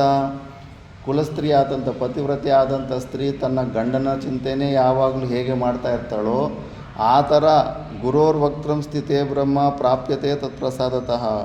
ಗುರುಗಳ ಧ್ಯಾನ ನೀನು ಸದಾ ಆ ಥರ ಆ ಮಟ್ಟದಲ್ಲಿ ಮಾಡು. ಯಾವಾಗಲೂ ತನ್ನ ಗಂಡನನ್ನು ಹೇಗೆ ನೆನೆಸ್ಕೊತಾ ಇರ್ತಾರೋ ಪತಿವ್ರತ್ಯವಾದಂಥ ಹೆಂಗಸು, ಅಂಥ ಒಂದು ಆ ಥರ ಕಂಟಿನ್ಯೂಸ್ ಆಗಿ ನೀನು ನೆನೆಸ್ಕೊತಾ ಇರಬೇಕು. ಇನ್ನು ಕೆಲವೊಂದು ಜಾಗದಲ್ಲಿ ಬೇರೆ ದೃಷ್ಟಾಂತನೂ ಕೊಡ್ತಿರ್ತಾರೆ. ಗುರೋರ್ವಕ್ತ್ರೇ ಸ್ಥಿತಂ ಬ್ರಹ್ಮ, ಗುರುವಿನ ವಾಕ್ನಲ್ಲಿ ಇರ್ತಾನೆ ಪರಮಾತ್ಮ. ಪ್ರಾಪ್ಯತೆ ತತ್ಪ್ರಸಾದತಃ, ಗುರುವಿನ ಪ್ರಸಾದದ ಕೃಪೆಯಿಂದಲೇ ನಿನಗೆ ಸಿಗುತ್ತೆ ಅದು. ವಿವೇಕ ಚೂಡಾಮಣಿಯಲ್ಲೂ ಕೂಡ ಇದೇ ಒಂದು ಶ್ಲೋಕ ಬರುತ್ತೆ. ಬ್ರಹ್ಮಾನಂದ ರಸಾನುಭೂತಿ ಕಲಿತೈ ಪೂತೈಷು ಶೀತೈರ್ಯುತೈ ಯುಷ್ಮದ್ವಾ ಕಳಸೋಚಿತೈ ಶ್ರುತಿಸುಕೈ ವಾಕ್ಯಾಮೃತೈ ಸೇಚಯ ಸಂತಪ್ತಂ ಭವತಾಪದಾವದಹನ ಜ್ವಾಲಾಭಿರೇನಂ ಪ್ರಭೋ ಧನ್ಯಾಸ್ತೆ ಭವದೀಕ್ಷಣ ಕ್ಷಣಗತೆ ಪಾದ್ರೀಕೃತ ಸ್ವೀಕೃತ. ಗುರುವಿನ ಮುಖ ಯುಷ್ಮದ್ ಅಂದರೆ ಗನ ಮಹಾ ತತ್ವಮಸ್ಯಾದಿ ಮಹಾವಾಕ್ಯಗಳು ಹೊರಗಡೆ ಬರೋ ಅಂಥ ಕಲಶ ಅಂತೆ ಅದು. ಆ ಕಲಶದಿಂದ ಬರೋ ಅಂಥ ಮಾತುಗಳು ಹೆಂಗಿರುತ್ತೆ ಅಂದರೆ ತುಂಬ ಶೀತವಾಗಿರ್ತವೆ, ತಣ್ಣಗೆ ಮಾಡ್ತವೆ. ಆ ಶ್ರವಣದಲ್ಲಿ ಆ ವಾಕುಗಳು ಕೇಳ್ತಾ ಇದ್ರೇ ತಲೆ ಮೇಲಿರೋ ಭಾರ ಪಕ್ಕಕ್ಕೆ ಇಟ್ಟಂಗೆ ಅನಿಸುತ್ತೆ. ಅಲ್ಲೇ ಅವನು ಕೇಳ್ತಿದ್ದಂಗೆ ಶ್ರವಣದಲ್ಲೇ ಅವನು ಈ ದುಃಖ ವಿಮೋಚನೆ ಆಗಿಬಿಡುತ್ತೆ, ಅವನಿಗೆ ಜ್ಞಾನ ಬಂದು. ಅಂಥ ಒಂದು ಅಮೃತ ಕಲಶ ಗುರುವಿನದು ಅಂದ್ಬಿಟ್ಟು ಅದಕ್ಕೆ ಸಂತಪ್ತಂ ಭವ ತಾಪದಾವದಹನ. ನಾನು ತುಂಬ ಸಂತಪ್ತನಾಗ್ಬಿಟ್ಟು ಈ ಸಂಸಾರದಲ್ಲಿ ತಪ್ತರಾಗಿರೋವಂಥವ್ರಿಗೆ ಅಂಥ ಗುರುಗಳ ಕೃಪೆ ಯಾರ ಮೇಲಾದರೂ ಬಿದ್ದಿದೆ ಅಂದರೆ ಅವರು ಧನ್ಯರು, ಭೂಲೋಕದಲ್ಲಿ ತುಂಬ ಧನ್ಯರು. ನಾವು ಗುರುಗಳು ಇಟ್ಕೊಳ್ಳೋದ್ರಿಂದ ಗುರುಗಳು ನಮ್ಮನ್ನು ಒಂದು ಸತಿ ನೆನೆಸ್ಕೊಂಡ್ಬಿಟ್ರೆ ನಮ್ಮ ಕೆಲಸ ಇನ್ನೂ ಬೇಗ ಆಗಿಬಿಡುತ್ತೆ. ಮತ್ತು ಅವ್ರ ಕೃಪೆಗೆ ಹೊಂದೋದಕ್ಕೆ ನಾವು ಪ್ರಯತ್ನ ಮಾಡಬೇಕಲ್ಲ. ಅವ್ರ ಕೃಪೆಯನ್ನು ಹೊಂದೋದ್ರೆ ಏನು, ಕೇವಲ ನೀನು ಒಂದು ಸೇವೆ ಒಂದು ಮಿಕ್ಕಿದೆ, ಕಂಪ್ಲೀಟ್ ಸರೆಂಡರ್ನೆಸ್. ನಿನ್ನ ಅಹಂಕಾರನ ಅವ್ರ ಪಾದದ ಹತ್ರ ಇಟ್ಟರೆ ಅವ್ರ ಕೃಪೆ ಸಿಗುತ್ತೆ. ಇಲ್ಲ ಅಂದರೆ ಬೇರೆ ಮಾರ್ಗವಿಲ್ಲ ಅವ್ರ ಕೃಪೆಯನ್ನು ಹೊಂದೋದಕ್ಕಿಲ್ಲ. ಶಾಸ್ತ್ರವಿಹಿತವಾದ ಕರ್ಮಗಳು ಮಾಡ್ತಾ ಇರಬೇಕು. ಭಗವದ್ಗೀತೆಯಲ್ಲಿ ಹೆಂಗೆ ಈಶ್ವರಾರ್ಪಣ ಬುದ್ಧಿಯಿಂದ ನಿಷ್ಕಾಮ ಕರ್ಮಯೋಗ ಮಾಡಬೇಕಂತ ಹೇಳಿದ್ದಾನೆ. ಯಾಕಂದರೆ ಆ ಈಶ್ವರನಿಗೂ ಗುರುವಿಗೂ ಭೇದವಿಲ್ಲ. ನೀನು ಆ ಥರ ಮನಸ್ಸಿನಲ್ಲಿ ನೀನು ಪರೋಪಕಾರಾಯ ಇದಂ ಶರೀರಮನ್ನೋ ಭಾವನೆಯಿಂದ ಈಶ್ವರಾರ್ಪಣ ಬುದ್ಧಿಯಿಂದ ನೀನು ಕರ್ಮಗಳನ್ನು, ಒಳ್ಳೆಯ ಕರ್ಮಗಳನ್ನು ಮಾಡ್ಕೊತ ಹೋಗಿ ಗುರು ಸೇವೆ ಮಾಡ್ತಾಯಿದ್ರೆ ಅಂಥ ಗುರುಗಳ ಕೃಪೆಗೆ ಪಾತ್ರನಾಗ್ತೀಯ. ಆ ಪಾತ್ರನಾದ್ರೆಗನ ಇಷ್ಟು ಈಸಿಯಾಗಿರುತ್ತೆ. ನೀನು ಹುಡುಕ್ತಾ ಇರೋವಂಥ ಪರಮಾನಂದ ಸ್ಥಿತಿ ತುಂಬ ಬೇಗನೆ ಬರುತ್ತೆ. ಮತ್ತು ಸ್ವಾಶ್ರಮಂಚ ಸ್ವಜಾತಿಂಚ ಸ್ವಕೀರ್ತಿಂ ಪುಷ್ಟಿವರ್ಧನಂ ಏತತ್ ಸರ್ವಂ ಪರಿತ್ಯಜ್ಯ ಗುರುಮೇವ ಸಮಾಶ್ರಯೇತ್. ಗುರುಗಳ ಹತ್ರ ಹೋದಾಗ ಸ್ವವರ್ಣಾಶ್ರಮ ಧರ್ಮಗಳು, ನಾನು ಬ್ರಾಹ್ಮಣ ಕ್ಷತ್ರಿಯ ವೈಶ್ಯ ಇವೆಲ್ಲ, ಸ್ವಜಾತಿಂಚ ಸ್ವಕೀರ್ತಿ, ನಿಮ್ಮ ತಾತ ಮಿನಿಸ್ಟ್ರ್ ಆಗಿರ್ಬೋದು, ಮುತ್ತಾತ CM ಆಗಿರ್ಬೋದು, ಏನೋ ಆಗಿರ್ಬೋದು, ಅವೆಲ್ಲ ಕೊಂಬುಗಳು ಬಾಳಗಳು ಮುಂಚೆನೇ ಕಟ್ ಮಾಡೋದು. ಏನಕ್ಕೇನೋ ಪ್ರಕಾರ ನಾವು ಅವೆಲ್ಲ ವ್ಯಕ್ತ ಮಾಡಿ ನೀನು ತುಂಬ ಸ್ಪೆಷಲ್ ವ್ಯಕ್ತಿ ಅನ್ನೋದು ತೋರಿಸ್ಕೊಳಕ್ಕೆ ಹೋಗ್ಬೇಡ ಅಲ್ಲಿ ಗುರುಗಳ ಹತ್ರ. ಇವೆಲ್ಲ ಸ್ವಕೀರ್ತಿಂ ಪುಷ್ಟಿವರ್ಧನಂ ಏತತ್ ಸರ್ವಂ ಪರಿತ್ಯಜ್ಯ, ಎಲ್ಲವನ್ನು ಬಿಟ್ಟು ಗುರುಮೇವ ಸಮಾಶ್ರಯೇ. ದೊಡ್ಡ ದೊಡ್ಡ ಮಹಾರಾಜರೇ ಈ ಪರಮಾನಂದನ ಒಂದಕ್ಕಾಗದೆ ಇಂಥ ಗುರುಗಳ ಹತ್ರ ಲಾಸ್ಟಿಗೆ ಸರೆಂಡರ್ ಆಗಿದ್ದಾರೆ. ಆದ್ದರಿಂದ ಇವೆಲ್ಲ ಏನೂ ನಿನ್ನಲ್ಲಿ ಇಟ್ಕೋಬೇಡ. ಮಾನಿತ್ವವು ಇರಲೇಬಾರದು. Feeling special by some quality, ಯಾವುದೋ ಒಂದು ಕ್ವಾಲಿಟಿ ಮಿಕ್ಕಿದವ್ರಿಗಿಂತ ನನ್ನ ಹತ್ರ ಹೆಚ್ಚಿದೆ ಅಂತ ಭಾವನೆ ಬಂದುಬಿಟ್ರೆ ಅಲ್ಲೇ ಮಾನಿತ್ವ ಬಂದುಬಿಡ್ತಾ ಇರುತ್ತೆ. ಅದನ್ನೇ ತೆಗೆದಾಕ್ಬಿಡ್ಬೇಕು. ಗುರುಗಳ ಹತ್ರ ಹೋದಾಗಂತೂ ಇವೆಲ್ಲ ಕೊಂಬುಗಳು ಬಾಳಗಳು ಎಲ್ಲ ಕತ್ತರಿಸ್ಕೊಂಡು ಕ್ಲೀನ್ ಸ್ಲೇಟಾಗಿ ಹೋಗಬೇಕು. ಅನನ್ಯಶ್ಚಿಂತಯಂತೋ ಯೇ ಸುಲಭಂ ಪರಮಂ ಸುಖಂ ತಸ್ಮಾತ್ ಸರ್ವ ಪ್ರಯತ್ನೇನ ಗುರೋರಾರಾಧನಂ ಕುರು. ಅನನ್ಯಶ್ಚಿಂತಯಂತೋ ಯೇ ಸುಲಭಂ ಪರಮಂ ಸುಖಂ. ಬೇರೆ ಇನ್ನೇನು ಚಿಂತನೆ ಇಟ್ಕೋಬೇಡಿ. ಸ್ವಲ್ಪ ಬೇಕಾದರೆ ಒಳ್ಳೆ ಡಾಕ್ಟ್ರನ್ನ ಹೆಂಗೆ ಟೆಸ್ಟ್ ಮಾಡಿಕೊಂಡು ಅಷ್ಟು ಸ್ವಲ್ಪ ನೀನು ಟೆಸ್ಟ್ ಮಾಡ್ಕೋಬೇಕಾಗುತ್ತೆ ಅಂತ ಗುರುಗಳನ್ನು. ಗುರುಗಳು ಎಂಥವರು, ಶಾಸ್ತ್ರವಿಹಿತವಾದಂಥ ವಾಕ್ಯಗಳನ್ನು ಶಾಸ್ತ್ರಬದ್ಧವಾಗೇ ಇದ್ದಾರ ಅಂತ ಎಲ್ಲ ಚೆಕ್ ಮಾಡಿಕೊಂಡು ನೀನು ಗುರುಗಳು ಫಸ್ಟು ಸ್ವಲ್ಪ ಸಮಯ ತಗೊಂಡು ಒಂದು ಸತಿ ನಿಶ್ಚಯ ಮಾಡಿದ ಮೇಲೆ ಪೂರ್ಣ ಶ್ರದ್ಧೆ ಇಟ್ಬಿಡು. ಮತ್ತೆ ಇನ್ನೊಂದೇನೋ ಬೇರೆ ಆಲಂಬನೆ ಬೇಕಂತ ಮತ್ತೆ ಅಲ್ಲಿ ಇಲ್ಲಿ ಹೋಗೋ ಪ್ರಯತ್ನ ಮಾಡಬೇಡ. ಯಾಕಂದರೆ ಇದು ಮನಸ್ಸಿನ ಸ್ವಭಾವ ಹಂಗೆ. ವಿವೇಕಾನಂದನಿಗೆ ಅಂಥದ್ದೊಂದು ಭ್ರಾಂತಿ ಬರ್ತಾ ಇರುತ್ತೆ. ಪ್ರಹರಿ ಬಾಬಾ ಅನಿಸುತ್ತೆ, ಪ್ರಹರಿ ಬಾಬಾ ಅಂತ ಯಾರೋ ಒಬ್ಬರು ರಾಮಕೃಷ್ಣ ಪರಮಹಂಸರ ಶರೀರ ಬಿಟ್ಟ ಮೇಲೆ ಫುಲ್ ಫೇಮಸ್ ಆಗ್ತಾ ಇರ್ತಾರೆ. ಅವಾಗ ಎಲ್ಲರೂ ಅವ್ರ ಹತ್ರನೇ ಹೆಚ್ಚೋಗೋದು, ಅವ್ರ ಬಗ್ಗೆ ಹೆಚ್ಚು ಮಾತಾಡಿಕೊಳ್ಳೋದು, ಹಂಗೆ ಹಿಂಗೆ. ಅದಕ್ಕೆ ವಿವೇಕಾನಂದನ ಮನಸ್ಸಲ್ಲೂ ಕೂಡ ರಾಮಕೃಷ್ಣ ಪರಮಹಂಸರಿಗಿಂತ ಪ್ರಹರಿ ಬಾಬಾ ತುಂಬ ಶ್ರೇಷ್ಠವಾದ ಗುರು ಇರ್ಬೋದು ಅನ್ನೋದೊಂದು ಥಾಟ್ ಬಂದಿರುತ್ತೆ. ಥಾಟ್ ಬಂದು ಅವರನ್ನು ದರ್ಶನ ಮಾಡ್ಕೊಳಕ್ಕಂತ ಹೋಗ್ತಾರೆ. ದರ್ಶನ ಮಾಡ್ಕೊಳಕ್ಕೆ ಹೋದರೆ ಅವರು ಸ್ವಲ್ಪ ಹೊತ್ತು ವೆಯ್ಟ್ ಮಾಡು, ನಾನು ನಮ್ಮ ಗುರುಗಳು ಪೂಜೆ ಮಾಡ್ತಾಯಿದ್ದೀನಿ, ಮತ್ತೆ ನೀನು ಕರಿತೀನಿ ಅಂತಾರೆ. ಸರಿ ಅಂದ್ಬಿಟ್ಟು ಹಬ್ಬ ಇವರೇ ಇಷ್ಟು ಶ್ರೇಷ್ಠ ಅಂದರೆ ಇವ್ರ ಗುರುಗಳು ಯಾರು, ಅವರೆಂಥ ಶ್ರೇಷ್ಠ ಪುರುಷರು, ಅವರು ಪೂಜೆ ಮಾಡ್ತಾಯಿದ್ದಾರೆ ಅಂದ್ಬಿಟ್ಟಿದ್ದು. ನಾವು ಸುಮಾರು ಹೊತ್ತಾದಮೇಲೆ ವೆಯ್ಟ್ ಮಾಡಿದ್ಮೇಲೆ ಬಾಗಿಲು ತೆಗೆದು ನೋಡಿದ್ರೆ ಅವ್ರು ರಾಮಕೃಷ್ಣ ಪರಮಹಂಸರಿಗೆ ಪೂಜೆ ಮಾಡ್ತಾಯಿರ್ತಾರೆ ಒಳಗಡೆ. ಆವಾಗ ವಿವೇಕನಿಗೆ ಮುಖದ ಮೇಲೆ ಹೊಡೆದಂಗೆ ಆಗುತ್ತೆ. ಅಯ್ಯೋ, ನಮ್ಮ ಗುರುನ ನಾನು ಎಷ್ಟು ಕಡಿಮೆ ಅಂಚನೆ ಹಾಕಿದ್ದೆ, ಅವ್ರಿಗಿಂತ ಇವರು ಶ್ರೇಷ್ಠ ಅಂದರೆ ಇವರೇ ಅವರನ್ನು ಪೂಜೆ ಮಾಡ್ತಾಯಿದ್ದಾರೆ ಅಂತ. ಯಾಕಂದರೆ ಆ ಶ್ರದ್ಧೆ ಅನ್ನೋದು ಸ್ವಲ್ಪ ಕಡಿಮೆ ಆಗೋದು ಅದು ಇದು ಇವೆಲ್ಲ ನಡೀತಾ ಇರ್ತವೆ. ಬಟ್ ಅದಕ್ಕೆ ಅವಕಾಶ ಕೊಡಬೇಡ. ಅನನ್ಯಶ್ಚಿಂತೆಯಂತೋ ಬೇರೆ ಇನ್ನೇನು ಇಟ್ಕೋಬೇಡ, ಗುರುನ ಗಟ್ಟಿಗೆ ಇಟ್ಕೊಂಬಿಡು. ಮಾತಾ ಮಾಣಿಕೇಶ್ವರಮ್ಮ ಒಂದು ಸಣ್ಣ ಸಿಂಪಲ್ ಕಥೆ ಹೇಳಿದ್ದಾರೆ, ಚರಿತ್ರೆಯಲ್ಲಿ ನಡೆದಿದೆ ಅಂತ. ಅದು ಎಲ್ಲೋ ಹಿಂಗೆ ಯಾರೋ ಒಬ್ಬ ಧಾಂಬಿಕ ಗುರು ಒಬ್ಬನು ಅಲ್ಲಿ ಇಲ್ಲಿ ಸುತ್ತಾಡ್ಕೊತ ಜನರಿಗೆ ಮೋಸ ಮಾಡ್ಕೊತ ಜೀವನ ನಡೆಸ್ತಾ ಇರ್ತಾನೆ. ಯಾವುದೋ ಒಂದು ಊರಲ್ಲಿ ಬರ್ತಾನೆ, 100 ಜನಕ್ಕೆ 100 ಮಾತು ಹೇಳ್ತಾನೆ, ಯಾರಿಗೋ ಒಂದು 5-6 ಜನಕ್ಕೆ ಆಗ್ಬಿಡುತ್ತೆ. ಇನ್ನು ಅವರು ವಿಪರೀತವಾಗಿ ಪ್ರಚಾರ ಮಾಡ್ತಾರಲ್ಲ, ಪ್ರಚಾರ ಮಾಡಿಬಿಟ್ಟು ಗುರುಗಳು ಬಂದವನೇ ಅವ್ರ ಆಶೀರ್ವಾದದಿಂದ ನಾನು ಹಿಂಗಾದೆ ಹಂಗಾದೆ ಅಂತ ಅವರು ಒಬ್ಬೊಬ್ಬರು 100 ಜನಕ್ಕೆ ಪ್ರಚಾರ ಮಾಡ್ತಾರೆ. ಇನ್ನು ಅದರಲ್ಲಿ ಒಬ್ಬ ಮಂದಬುದ್ಧಿ ಇರ್ತಾನೆ ಆ ಊರಿನಲ್ಲಿ. ಆ ಮಂದಬುದ್ಧಿ ಹೆಂಡತಿ ಯಾವಾಗಲೂ ಹಿಂಸೆ ಮಾಡ್ತಾ ಇರ್ತಾಳೆ.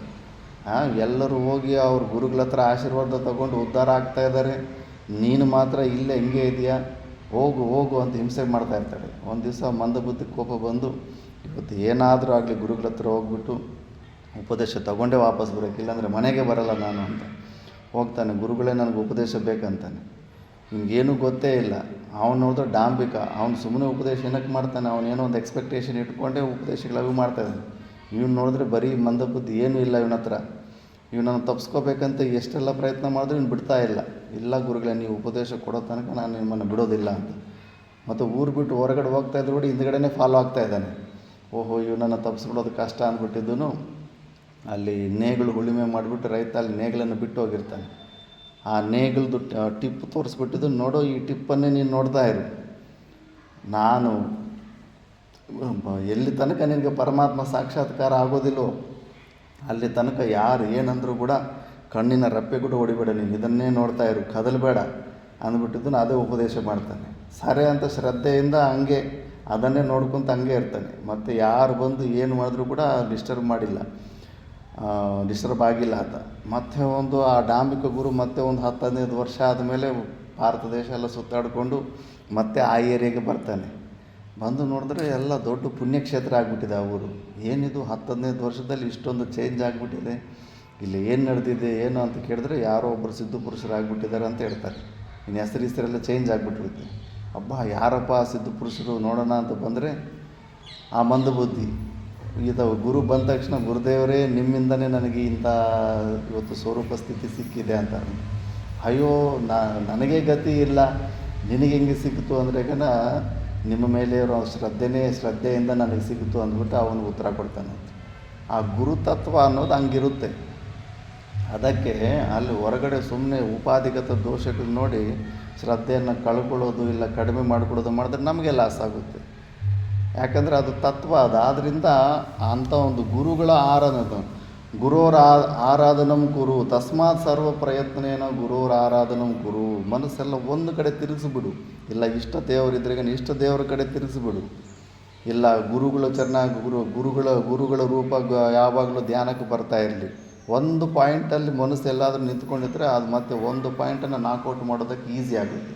ಒಂದು ಜಾಗದಲ್ಲಿ ಎಲ್ಲೋ ಒಂದು ಜಾಗದಲ್ಲಿ ಅದು ನಿಲ್ಲಬೇಕು. ಅದು ಗುರುವಕ್ತ್ರೇ ಸ್ಥಿತ ವಿದ್ಯಾ ಗುರುಭಕ್ತ್ಯಾ ಚ ಲಭ್ಯತೆ ತ್ರೈಲೋಕ್ಯೆ ಸ್ಫುಟವಕ್ತಾರೋ ದೇವರ್ಷಿ ಪಿತೃಮಾನವಾ.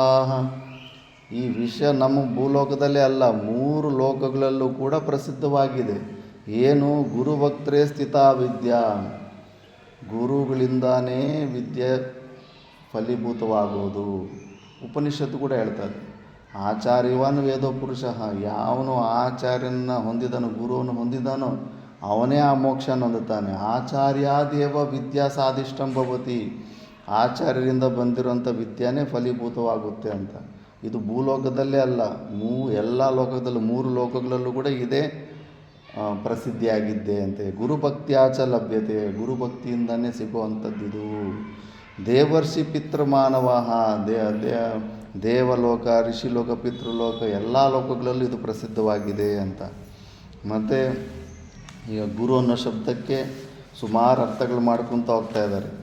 ಉಕಾರಶ್ಚಾಂಧಕಾರೋಹಿ ಋಕಾರಸ್ತೇಜ ಉಚ್ಯತೆ ಅಜ್ಞಾನಗ್ರಾಸಕಂ ಬ್ರಹ್ಮ ಗುರುರೇವನ ಸಂಶಯ. ಗುರು ಅನ್ನೋ ಶಬ್ದದಲ್ಲಿ ಗು ಅಂದರೆ ಅಂಧಕಾರ, ರು ಅಂದರೆ ತನ್ನಿರೋಧಕ, ಅದನ್ನು ಅಂಧಕಾರನ ತೊಲಗಿಸುವಂಥ ತೇಜ ಅಂತ. ಅಜ್ಞಾನಗ್ರಾಸಕಂ ಬ್ರಹ್ಮ ಗುರುರೇವನ ಸಂಶಯ. ಅಂದರೆ ಅಂಧಕಾರಕ್ಕೂ ಅಜ್ಞಾನಕ್ಕೂ ತುಲನಾತ್ಮಕವಾದಂಥದ್ದು ಏನಂದರೆ, ಅಂಧಕಾರದಿಂದ ಕೂಡ ಭಯ, ಭಯದಿಂದ ದುಃಖ, ಅಜ್ಞಾನದಿಂದ ಕೂಡ ಭಯ, ಭಯದಿಂದ ದುಃಖ ಸಾಮಾನ್ಯವಾದ್ದರಿಂದ ಅಜ್ಞಾನವನ್ನು ತೊಲಗಿಸಿ ಜ್ಞಾನ ಪ್ರಸಾದ ಮಾಡುವಂಥವನೇ ಗುರು ಅಂತ ಅರ್ಥ. ಗುಕಾರೋ ಭವರೋಗ ಸ್ಯಾತ್ ಋಕಾರ ತನ್ನಿರೋಧಕೃತ್ ಭವರೋಗ ಹರತ್ವಾಚ ಗುರುರಿತ್ಯ ವಿಧೀಯತೆ. ಗುರುನಲ್ಲಿ ಗು ಅಂದರೆ ಭವರೋಗ. ಈ ಸಂಸಾರದಲ್ಲಿ ಏನು ಅಹಮ್ಮಮ ಭಾವಗಳಿಂದ ನಮಗಿದೆ ಅಲ್ಲ, ಇದು ಡಿಸೀಸ್ ಅಂತ. ಆ ಡಿಸೀಸನ್ನು ನಾವು ಎಂಕರೇಜ್ ಮಾಡಿ ಅದರಲ್ಲೇ ಇರಬೇಕಂತ ಇದ್ದೀವಿ. ರೋಗ ಮುಕ್ತರಾಗಬೇಕಂತ ಪ್ರಯತ್ನವೇ ಇಲ್ಲ, ರೋಗಿಗಳಾಗಬೇಕಂತಲೇ ಪ್ರಯತ್ನ ಮಾಡ್ತಾಯಿರ್ತೀವಿ. ಮತ್ತು ಋಕಾರ ತನ್ನಿರೋಧಕೃತ್, ಋಕಾರ ಆ ಭವರೋಗವನ್ನು ನಿರೋಧ ಮಾಡುವಂಥದ್ದು. ಭವರೋಗ ಹರತ್ವಾಚ, ಭವರೋಗವನ್ನು ದೂರಪಡಿಸೋದ್ರಿಂದ ಆತನಿಗೆ ಗುರು ಅಂತ ಹೆಸರು ಅಂತ. ಗುಕಾರಶ್ಚ ಗುಣಾತೀತೋ, ಗುಕಾರ ಅಂದರೆ ಗುಣಾತೀತನಂತ ಅರ್ಥ. ಋಕಾರಕಃ ರೂಪಾತೀತೋ, ರೂಪಾತೀತೋ ಋಕಾರಕಃ. ರು ಅಂದರೆ ರೂಪಾತೀತ ಅಂತ, ಆ ಪರಮಾತ್ಮನಿಂದ ನಿರ್ಗುಣ ನಿರಾಕಾರ ಸ್ವರೂಪನು ಅಂತ. ಗುಣರೂಪ ವಿಹೀನತ್ವಾದ್ ಗುರುರಿತ್ಯ ವಿಧೀಯತೆ, ಗುಣರೂಪಗಳಿಂದ ವಿಹೀನನಾಗಿರೋದರಿಂದ ಆತನಿಗೆ ಗುರು ಎಂಬ ಹೆಸರು. ನಿರ್ಗುಣ ನಿರಾಕಾರ ಪರಮಾತ್ಮ ಅಂತ.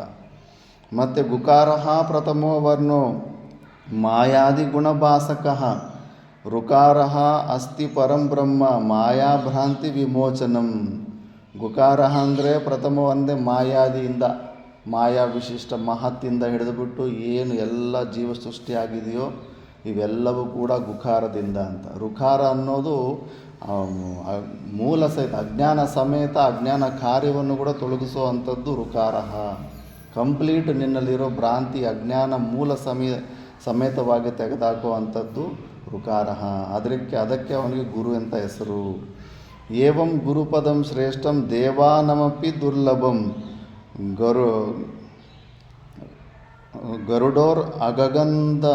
ಗರುಡೋರಗ ಗಂಧರ್ವ ಸಿದ್ಧಾದಿ ಸುರಪೂಜಿತಂ.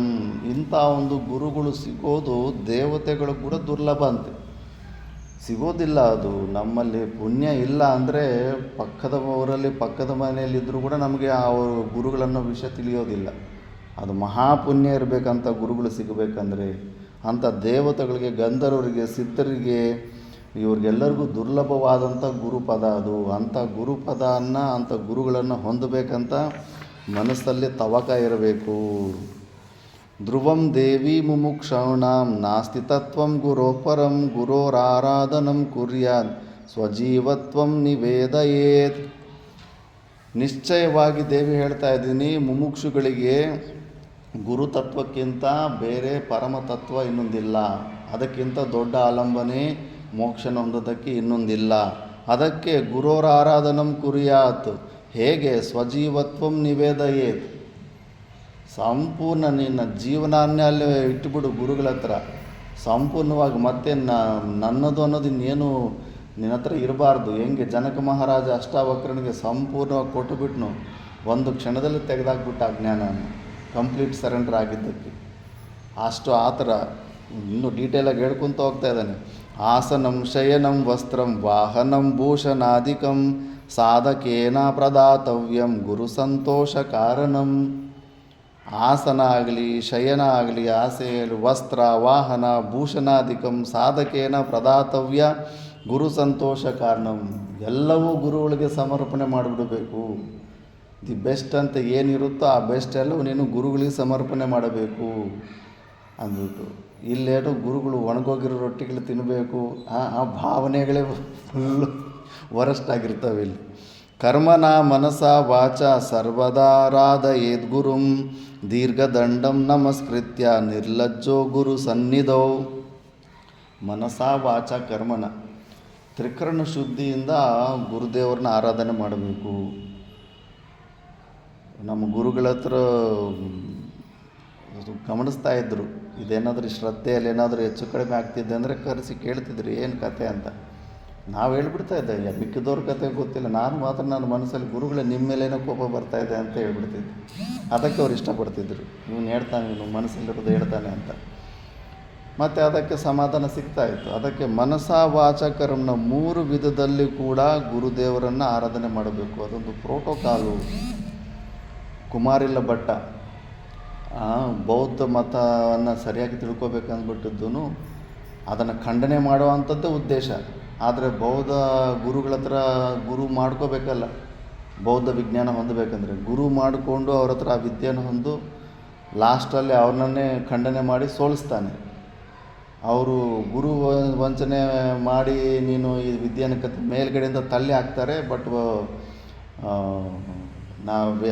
ಇದು ಪರಮಾತ್ಮನ ವಿಷಯದಲ್ಲಿ ವೇದಾಂತ ಸತ್ಯವಾದರೆ ನಾನು ವೇದ ಸತ್ಯ ಆದರೆ ನಾನು ಬದುಕು ಉಳಿಬೇಕು ಅಂತ ಅಂದಾಗ ಒಂದು ಕಣ್ಣು ಮಾತ್ರ ಹೋಗಿ ಉಳ್ಕೊಂಬಿಡ್ತಾನೆ ಕುಮಾರಿಲ ಭಟ್ಟ.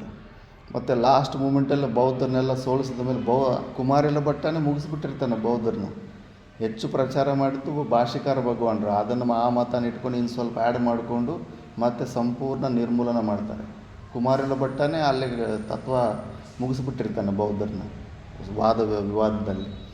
ಬಟ್ಟು ಲಾಸ್ಟಲ್ಲಿ ಭತ್ತದ ಹೊಟ್ಟಿರುತ್ತಲ್ಲ, ಭತ್ತದ ಹೊಟ್ಟೆಲ್ಲ ಸುತ್ತಲೂ ಹಾಕ್ಸ್ಕೊಂಡು ಸ್ವಯಂವಾಗಿ ಶರೀರವನ್ನು ದಹನ ಮಾಡ್ಕೊತಾ ಇರ್ತಾನೆ. ಇದು ಯಾಕೆ ಅಂದರೆ ಪ್ರಾಯಶ್ಚಿತ್ತ ಅಂತಾನೆ. ಯಾಕೆ ಅಂದರೆ ವಿದ್ಯೆಯನ್ನು ಅಲ್ಲಿ ಗುರು ಅಂತ ಮಾಡಿಕೊಂಡು ನಾನು ಅವ್ರ ಹತ್ರ ಬೌದ್ಧ ವಿದ್ಯೆನೇ ಹೊಂದಿದ್ದೀನಿ. ಯಾವುದೇ ಆಗಲಿ ವಿದ್ಯೆಯನ್ನು ಹೊಂದು ಆ ವಿದ್ಯೆಯನ್ನು ಹೇಳ್ಕೊಟ್ಟಿರೋಂಥ ಗುರುವಿಗೆ ಅವರ ಆಜ್ಞೆಗೆ ವಿರುದ್ಧವಾದದ್ದೇ ಅಲ್ಲ ಅದು ಖಂಡನೆ. ಆ ಗುರುದ್ರೋಹ ನಾನು ಮಾಡೋದ್ರಿಂದ ಇದು ನಾನು ಪ್ರಾಯಶ್ಚಿತ್ತ ಮಾಡ್ತಾಯಿದ್ದೀನಿ. ಇಲ್ಲ ಅಂದರೆ ಮತ್ತು ಭವಿಷ್ಯತ್ತಿನಲ್ಲಿ ಪ್ರತಿಯೊಬ್ಬರು ಗುರುಗಳ ಹತ್ರ ವಿದ್ಯೆ ಓದಿ ಮತ್ತು ಅವರನ್ನೇ ತಿರಸ್ಕಾರ ಮಾಡೋದು, ಇದೆಲ್ಲ ಮಾಡೋದು ಒಂದು ಅಂಧ ಪರಂಪರ ಶುರುವಾಗುತ್ತೆ. ಅದಾಗಬಾರ್ದು. ಅದಕ್ಕೆ ಅದು ತಪ್ಪೇ. ಗುರುಗಳ ಹತ್ರ ಆ ಒಂದು ದೋಷ ಅನ್ನೋದಿದೆಯಲ್ಲ, ಆ ದೋಷ ನಿವಾರಣೆಗಾಗಿ ನಾನು ಈ ಥರ ಪ್ರಾಯಶ್ಚಿತ್ತ ಮಾಡ್ತಾಯಿದ್ದೀನಿ ಅಂತ.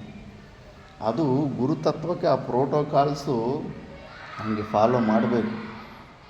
ಎಷ್ಟೋ ಬರ್ತಾ ಇರ್ತಾವೆ ಒಪಿನಿಯನ್ ಡಿಫ್ರೆನ್ಸು, ವೃತ್ತಿಗಳು, ಗುರುಗಳು ತಪ್ಪು ಮಾಡ್ದಂಗೆ ಮನಸ್ಸಿಗೆ ಅನಿಸ್ತಾ ಇರ್ತದೆ. ಗುರುಗಳಿಗೂ ಅಜ್ಞಾನ ಇದೆ ಅಂತ ಅನಿಸ್ತಾ ಇರುತ್ತೆ, ಎಲ್ಲ ಅನಿಸ್ತಾ ಇರುತ್ತೆ. ಆ ವೃತ್ತಿಗಳಿಗೆ ಅವಕಾಶನೇ ಕೊಡಬಾರ್ದು. ಮನಸ ವಾಚ ಕರ್ಮನ 3 ವಿಧದಲ್ಲಿಯೂ ಕೂಡ ಗುರುಗಳನ್ನು ನೀನು ಆರಾಧನೆ ಮಾಡ್ತಾಯಿರು, ಪೂಜ್ಯ ಭಾವ ಇಟ್ಕೊತಾಯಿರು. ದೀರ್ಘದಂಡಂ ನಮಸ್ಕೃತ್ಯ ನಿರ್ಲಜ್ಜೋ ಗುರು ಸನ್ನಿಧೌ. ಸಾಷ್ಟಾಂಗ ಪ್ರಣಾಮ ಅಂದ್ರೇ ಈಗೋವನ್ನು ಸರೆಂಡರ್ ಮಾಡೋದು. ಈ ಟೆಕ್ನಿಕ್ಕು ಸುಮಾರು ಜನಕ್ಕೆ ಅರ್ಥ ಆಗೋದಿಲ್ಲ. ಅಷ್ಟೇ ಹೊರತು ಅಲ್ಲಿ inferiority complex, superiority complex game ಅಲ್ಲ ಅದು. ಯಾರಿಗೂ ಇಷ್ಟ ಆಗೋದಿಲ್ಲ. ಇನ್ನೊಬ್ಬರ ಹತ್ರ ತಲೆ ಬಗ್ಸೋದು ಅಂದ್ರೆ ಯಾರಿಗೂ ಇಷ್ಟಪಡೋದಿಲ್ಲ. ಕೇವಲ ಗುರುಗಳು ನಿನ್ನಲ್ಲಿರೋ ಅಹಂಕಾರವನ್ನು ತೆಗೆದು ಪಕ್ಕಕ್ಕಿಡಬೇಕು, ನಿನ್ನಲ್ಲಿರೋ ಈಗೋವನ್ನು ತೆಗಿಬೇಕಂದ್ಬಿಟ್ಟಿದ್ರೆ ಶಿಷ್ಯನಿಗೆ ಇವೆಲ್ಲ ನಿಯಮಗಳಿರ್ತವೆ. ಎಲ್ಲ ಇಂದ್ರಿಯಗಳನ್ನು ಕೂಡ ನಾನು ಗುರುಗಳ ಹತ್ರ ಕಾಲ ಹತ್ರ ಇಟ್ಬಿಡ್ತಾಯಿದ್ದೀನಿ. ನನ್ನದಿನ್ನು ಸ್ವತಂತ್ರವಾಗಿ ಏನು ಯೋಚನೆ ನಡಿಬಾರ್ದು ಅಂದ್ಬಿಟ್ಟು. ನಿರ್ಲಜ್ಜೋ ಗುರು ಸನ್ನಿಧವು. ಮನಸ್ಸಿನಲ್ಲಿ ಎಷ್ಟು ವರಷ್ಟು ವೃತ್ತಿಗಳು, ವರಷ್ಟು ಆಲೋಚನೆಗಳು, ಯಾರ ಹತ್ರನೂ ನೀನು ಹೇಳ್ಕೊಳಕ್ಕಾಗದಿರೋಂಥ ಸಮಸ್ಯೆಗಳು ಕೂಡ ಗುರುಗಳ ಹತ್ರ ಹೇಳ್ಕೋಬೇಕು ನೀನು. ಅಲ್ಲಿ ಮಾತ್ರ ಏನು ನೀನು ಫಿಲ್ಟರ್ಸ್ ಇರಬಾರ್ದು ಮೈಂಡಲ್ಲಿ. ಇನ್ನೂ ಪೆಂಡಿಂಗ್ ವಹಿಸ್ತಾರೆ, ಅಯ್ಯೋ ಇದು ಹೇಳಿದ್ರೆ ಗುರುಗಳು ಏನು ಅನ್ಕೊತಾರೋ ಇಲ್ವೋ ಅನ್ನೋದೆಲ್ಲ ಇರಬಾರ್ದು. ಗುರುಗಳ ಹತ್ರ ಆ ಲಜ್ಜೆ ಅನ್ನೋದು ಏನು ಇರಲೇಬಾರ್ದು. ಗುರು ಸನ್ನಿಧವು ಮನಸ್ಸಲ್ಲಿ ಏನಿದೆಯೋ ಅದೆಲ್ಲ ಸಮಸ್ಯೆಗಳು ಕೂಡ ಹೊರಗಡೆ ಇಡಬೇಕು. ಆವಾಗಲೇ ಏನಾದರೂ ರಿಪೇರಿ ಮಾಡೋದಕ್ಕಾಗುತ್ತೆ. ಈಗ ಡಾಕ್ಟ್ರ್ ಹತ್ರ ಹೋಗ್ಬಿಟ್ಟು ಹೊಟ್ಟೆ ನೋವಿದ್ದು ತಲೆನೋವು ಅಂತ ಹೇಳಿದ್ರಾಗ ನಾವು ತಲೆನೋವು ಮಾತ್ರ ಕೊಡ್ತಾನೆ. ಏನು ಯಥಾರ್ಥವಾಗಿದೆ ನಿನ್ನ ಸಮಸ್ಯೆ, ಆ ಸಮಸ್ಯೆನ ಯಥಾರ್ಥವಾಗಿ ಹೇಳಿದ್ರೆ ಅದಕ್ಕೆ ತಕ್ಕಂಥ ಮೆಡಿಸಿನ್ ಸಿಗುತ್ತೆ. ಆದ್ದರಿಂದ ಹಾಗಿರಬೇಕು.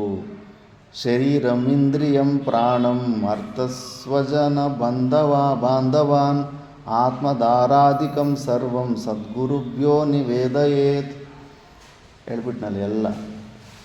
ನಾನು ನನ್ನದು ಅಂತ ಏನೇನೆಲ್ಲ ನಿನ್ನದಿದೆಯೋ ಎಲ್ಲವೂ ಶರೀರಂ ಇಂದ್ರಿಯಂ ಪ್ರಾಣಂ ಅರ್ಥ ಸ್ವಜನ ಬಾಂಧವಾನ್ ಆತ್ಮಧಾರಾಧಿಕಂ ಹೆಂಡತಿ ಮಕ್ಕಳು ಸರ್ವಂ ಸದ್ಗುರುಭ್ಯೋ ನಿವೇದಯೇತಿ. ಎಲ್ಲನೂ ಸದ್ಗುರುಗಳ ಪಾದದ ಹತ್ರ ಬಿಟ್ಬಿಡು. ಜನಕ ಮಹಾರಾಜ ಕಂಪ್ಲೀಟ್ ಹಂಗೆ ಬಿಟ್ಬಿಟ್ಟಿರ್ತಾನೆ. ಗುರುಗಳೇನು ಮಾಡ್ಕೊತಾರೆ, ಮತ್ತು ಅದೇ ರಾಜ್ಯನ ಅವನಿಗೆ ಕೊಟ್ಟು, ಈಗ ರಾಜ್ಯ ನಿನ್ನದಲ್ಲ ನನ್ನದು, ನೀನು ಸೇವೆ ಮಾಡ್ಕೋ, ಅದೇ ರಾಜ್ಯನೇ ನೀನು ಆಳ್ಕೋಗಂತ ಮತ್ತೆ ಅವನಿಗೆ ಕೊಟ್ಬಿಡ್ತಾರೆ. ಪರಮತೃಪ್ತರಾಗಿರುತ್ತೆ. ಗುರುಗಳಿಗೆ ಅದರ ಅವಶ್ಯಕತೆ ಏನಿರುತ್ತೆ. ಜಸ್ಟ್ ಭಾವನೆ ಅಷ್ಟೇ, ಒಳಗಡೆ ಒಂದು ಇನ್ನರ್ ರಿಪೇರ್ ಅಷ್ಟೇ. ಮತ್ತು ಎಲ್ಲ ಏನಿದೆಯೋ ಅವೆಲ್ಲ ಹಂಗೆ ಇರುತ್ತೆ. ಬಟ್ ಅದು ಗುರುಗಳಿಗೆ ಅಷ್ಟೆಲ್ಲ ಸಮರ್ಪಣೆ ಮಾಡಿಬಿಡು. ಆವಾಗ ಈಸಿ ಆಗಿಬಿಡುತ್ತೆ. ಮತ್ತು ಜನಕ ಅಷ್ಟು ದೊಡ್ಡ ರಾಜ್ಯನ ಆಳ್ತಾ ಇದ್ದ, ಟೆನ್ಷನ್ನೇ ಇಲ್ಲ, ಕೂಲಾಗಿ ರಾಜ್ಯನ ಆಳ್ತಾ ಇದ್ದ. ಒಂದು ಭ್ರಾಂತಿಯಲ್ಲಿ ಯಾಜ್ಞವಲ್ಕ್ಯರು ಫಾರೆಸ್ಟ್ ಫೈರ್ ಬರೋ ಥರ ಮಾಡ್ತಾರೆ. ಇವರು ದೊಡ್ಡ ವಿರಕ್ತರ ಥರ ಇದ್ದವರೆಲ್ಲ ಇದ್ದಿದ್ದು ಒಂದೇ ಕೌಪಿನ ಪಾಠ ಮಾಡ್ತಾಯಿದ್ರೆ ಮಧ್ಯದಲ್ಲಿ ಎದ್ದು ಹೋಗೋಗಿಲ್ಲ. ಪಾಠನ ಬಿಟ್ಟುಬಿಟ್ಟಿದ್ದೂ ಕೌಪಿನ ಕಾಪಾಡೋಕ್ಕೆ ಎದ್ದು ಹೋಗ್ಬಿಡ್ತಾನೆ. ಇವನು ರಾಜ್ಯ ಸುತ್ತೋಗ್ತಾಯಿದ್ದ, ರಾಜ್ಯದಲ್ಲಿ ಹೆಂಡತಿ ಮಕ್ಕಳು ಎಲ್ಲ ಇದ್ದಾರೆ. ಏನೋ ನೀನು ರಾಜ್ಯ ಸುತ್ತೋಗ್ತಾ ಇದೆ, ಹೋಗೋದಿಲ್ವ ನೀನು, ಅವ್ರನ್ನ ಕಾಪಾಡಲ್ವ ಅಂದರೆ ಮಿಥಿಲಾಯಾಮ್ ದಗ್ಧಾಯಾಮ್ ನಮೇ ದಹ್ಯತಿ ಕಿಂಚನ ಅಂದರೆ ಸಂಪೂರ್ಣ ಮಿಥಿಲಾ ರಾಜ್ಯ ಸುತ್ತೋದ್ರೂ ಕೂಡ ನಂದೇನು ಹೋಗೋದಿಲ್ಲ. ಯಾಕಂದರೆ ನಾನು ಆ ಭಾವನೆಗೆ ಮತ್ತೆ ಬರಲೇ ಇಲ್ಲ. ನಿನಗೆ ಸಂಪೂರ್ಣ ಗುರುಗಳ ಚರಣಕ್ಕೆ ಇಟ್ಟುಬಿಟ್ಟಿದ್ದೀನಿ, ಗುರುಗಳ ಸೇವಕಂತರ ನಾನು ಅದು ಮಾಡ್ಕೊತ ಹೋಗ್ತಾಯಿದ್ದೀನಿ ಅಂತ. ಅದೇ ಥರ ಈಶ್ವರನಿಗೆ ನಮ್ಮಲ್ಲಿರೋ ಅಂಥದ್ದು ನಾನು ನನ್ನದು ಅನ್ನೋದೆಲ್ಲ ಈಶ್ವರನಿಗೆ ಬಿಟ್ಬಿಡ್ಬೇಕು. ಈಶ್ವರನ ಡ್ಯೂಟಿ ಮಾಡ್ತಾಯಿದ್ದೀನಿ ಅನ್ನೋವಂಥ ಭಾವನೆಯಿಂದ ಮಾಡ್ಕೋಬೇಕು. ಗುರುಗಳು ಸಿಕ್ಕಿದಾಗ ಗುರುಗಳ ಚರಣಕ್ಕೆ ಬಿಟ್ಟುಬಿಟ್ಟಿದ್ದೀನಿ ಅಂತ. ಗುರುಗಳೇ ನೀವು ಹೇಳಿ ಏನು ಮಾಡಬೇಕು ಜೀವನದಲ್ಲಿ ಅಂದ್ಬಿಟ್ಟು. ಎಷ್ಟೋ ಜನ ಜೀವನ ಹಂಗಿರುತ್ತೆ, ಸಂಪೂರ್ಣವಾಗಿ ಡಿಸಿಷನ್ಸ್ ಕೂಡ ಗುರುಗಳಿಗೆ ಕೊಟ್ಬಿಟ್ಟಿರ್ತಾರೆ. ಅವ್ರ ಬಿಸ್ನೆಸ್ ಐಡಿಯಾಸ್ ಆಗಲಿ, ಏನೇ ಆಗಲಿ, ಕೆರಿಯರ್ ಆಗಲಿ, ಏನು ಮಾಡಲಿ, ಹೆಂಗೆ ಮಾಡಲಿ ಅಂತ. ಮಾತಾ ಮಾಣಿಕೇಶ್ವರಮ್ಮವ್ರ ಹತ್ರ ಆ ಥರ ನೋಡಿದ್ವಿ. ಸಂಪೂರ್ಣವಾಗಿ ಅವ್ರ ಹತ್ರನೇ ಬಿಟ್ಟು, ಅವ್ರು ಹೆಂಗೆ ಹೇಳಿದ್ರೆ ಹಂಗೆ ಮಾಡಂದರೆ ಮಾಡು, ಇಲ್ಲಾಂದರೆ ಮಾಡಬೇಡ ಅಂದರೆ ಮಾಡಬೇಡ ಅಷ್ಟೇ. ಅಷ್ಟು ಕಂಪ್ಲೀಟ್ ಸರೆಂಡ್ರಾಗಿ ಬಿಟ್ಬಿಟ್ಟಿರ್ತಾರೆ. ಗುರೋರೇಕೋ ಜಗತ್ಸರ್ವಂ ಬ್ರಹ್ಮ ವಿಷ್ಣು ಶಿವಾತ್ಮಕಂ ಗುರೋಹೋ ಪರತರಂ ನಾಸ್ತಿ ತಸ್ಮಾತ್ ಸಂಪೂಜಯೇದ್ ಗುರುಂ. ಸಾಕ್ಷಾತ್ ಶಿವನೇ ಹೇಳ್ತಾ ಇದ್ದಾನೆ ಪಾರ್ವತಿಗೆ, ಗುರೋರೇಕೋ ಜಗತ್ಸರ್ವಂ ಬ್ರಹ್ಮ ವಿಷ್ಣು ಶಿವಾತ್ಮಕಂ, ತ್ರಿಮೂರ್ತಿಗಳ ಸ್ವರೂಪನೂ ಗುರುವೇ ಆಗಿದ್ದಾನೆ. ಮತ್ತು ಆ ಲೋಕ ಈ ಲೋಕ, ಆ ದೇವ್ರ ಪವರ್ಫುಲ್ಲು, ಈ ದೇವ್ರ ಪವರ್ಫುಲ್ಲು, ಆ ಮಂತ್ರ ಪವರ್ಫುಲ್ಲು, ಈ ಮಂತ್ರ ಪವರ್ಫುಲ್ ಅಂತ ಈ ಭೇದ ಬುದ್ಧಿಗಳು ತಗೋಬೇಡಿ. ಗುರೋಹೋ ಪರತರಂ ನಾಸ್ತಿ, ಗುರುಗಿಂತ ದೊಡ್ಡದು ಈ ಪ್ರಪಂಚದಲ್ಲಿ ಏನೂ ಇಲ್ಲವೇ ಇಲ್ಲ. ನಿನ್ನ ಗುರು ಅಂದರೆ ನತಲೋಕ ಬಂಧು, ಸರೆಂಡರ್ ಆಗಿರೋರಿಗೆ ಬಂಧು ಅಂದರೆ ದುಃಖ ಮೋಚಕ, ಆ ದುಃಖವನ್ನು ತೊಲಗಿಸುವಂಥವನೇ ಗುರು. ಅದಕ್ಕೆ ಆ ಗುರುಗಿಂತ ದೊಡ್ಡದು ಈ ಪ್ರಪಂಚದಲ್ಲಿ ಏನೂ ಇಲ್ಲವೇ ಇಲ್ಲ. ತಸ್ಮಾತ್ ಸಂಪೂಜಯೇತ್ ಗುರುಂ, ಅದಕ್ಕೆ ಚೆನ್ನಾಗಿ ಆ ಗುರುದೇವನನ್ನು ನೀನು ಪೂಜನೆ ಮಾಡು. ಸರ್ವಶ್ರುತಿ ಶಿರೋರತ್ನಂ ವಿರಾಜಿತ ಪದಾಂಬುಜಂ ವೇದಾಂತಾರ್ಥ ಪ್ರವಕ್ತಾರಂ ತಸ್ಮಾತ್ ಸಂಪೂಜಯೇದ್ ಗುರುಂ. ಇದು ಕೂಡ ಮೆನ್ಷನ್ ಮಾಡಿಬಿಟ್ಟಿದ್ದಾರೆ.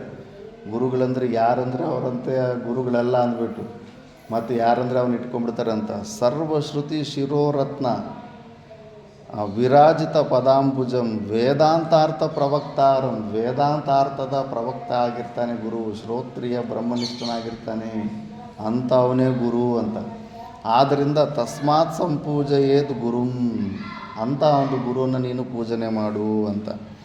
ಯಸ್ಯ ಸ್ಮರಣ ಮಾತ್ರೇನ ಜ್ಞಾನಮುತ್ಪದ್ಯತೆ ಸ್ವಯಂ ಸಯೇವ ಸರ್ವ ಸಂಪತ್ತಿ ತಸ್ಮಾತ್ ಸಂಪೂಜಯೇದ್ ಗುರುಂ. ಗುರುಗಳ ಸ್ಮರಣೆಯಿಂದ ಎಷ್ಟೋ ಸತಿ ಎಷ್ಟೋ ಸಮಸ್ಯೆಗಳು ದೂರ ಆಗಿಬಿಡ್ತವೆ. ಗುರುಪಾದಕ ಸ್ಮೃತಿ ಮಾಡೋದ್ರಿಂದ ಬೇಕಾದರೆ ಪ್ರಯತ್ನ ಮಾಡಿ ನೋಡಿ. ಕಷ್ಟಗಳು ಬಂದಾಗ ಸುಮ್ಮನೆ ಒದ್ದಾಡೋದಕ್ಕಿಂತ ಗುರುದೇವ್ರನ್ನ ನೆನೆಸ್ಕೊಂಬಿಡಿ. ಆವಾಗ ನೋಡು, ಯಾರವನು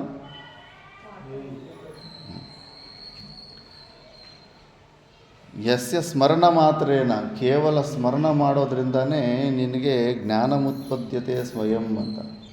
ಇದು ಹೇಗಾಗುತ್ತೆ ಗುರುಗಳ ಸ್ಮರಣೆ ಅಂದರೆ ಅವ್ರ ಜೀವನದಲ್ಲೇ ಅದು ಶಾಸ್ತ್ರ ಇರುತ್ತೆ. ಅವ್ರ ಚರಿತ್ರೆಯಲ್ಲಿ ಶಾಸ್ತ್ರ ತತ್ವಮಸಿ ಅದು ಮಹಾವಾಕ್ಯಗಳಿರ್ತವೆ. ಮತ್ತು ಅವ್ರು ನೆನೆಸ್ಕೊಂಡ್ರೆ ಆ ಸ್ವರೂಪನ ನೆನೆಸ್ಕೊಂಡಂಗೆ, ಅವ್ರು ಹೇಳಿರೋಂಥ ಉಪದೇಶ ನೆನೆಸ್ಕೊಂಡಂಗೆ. ಆದ್ದರಿಂದ ನೀನು ಸ್ಮರಣೆ ಮಾಡಿಕೊಂಡ್ರೆ ಸಾಕು, ನೀನು ಆ ಜ್ಞಾನ ಸಿಗುತ್ತೆ ಅಂದ್ಬಿಟ್ಟು. ಕ್ರಿಮಿಕೋಟಿಭಿರಾವಿಷ್ಟಂ ದುರ್ಗಂಧ ಕುಲದೂಷಿತಂ ಅನಿತ್ಯಂ ದುಃಖ ನಿಲಯಂ ದೇಹಂ ವಿದ್ಧಿವರಾನನೇ.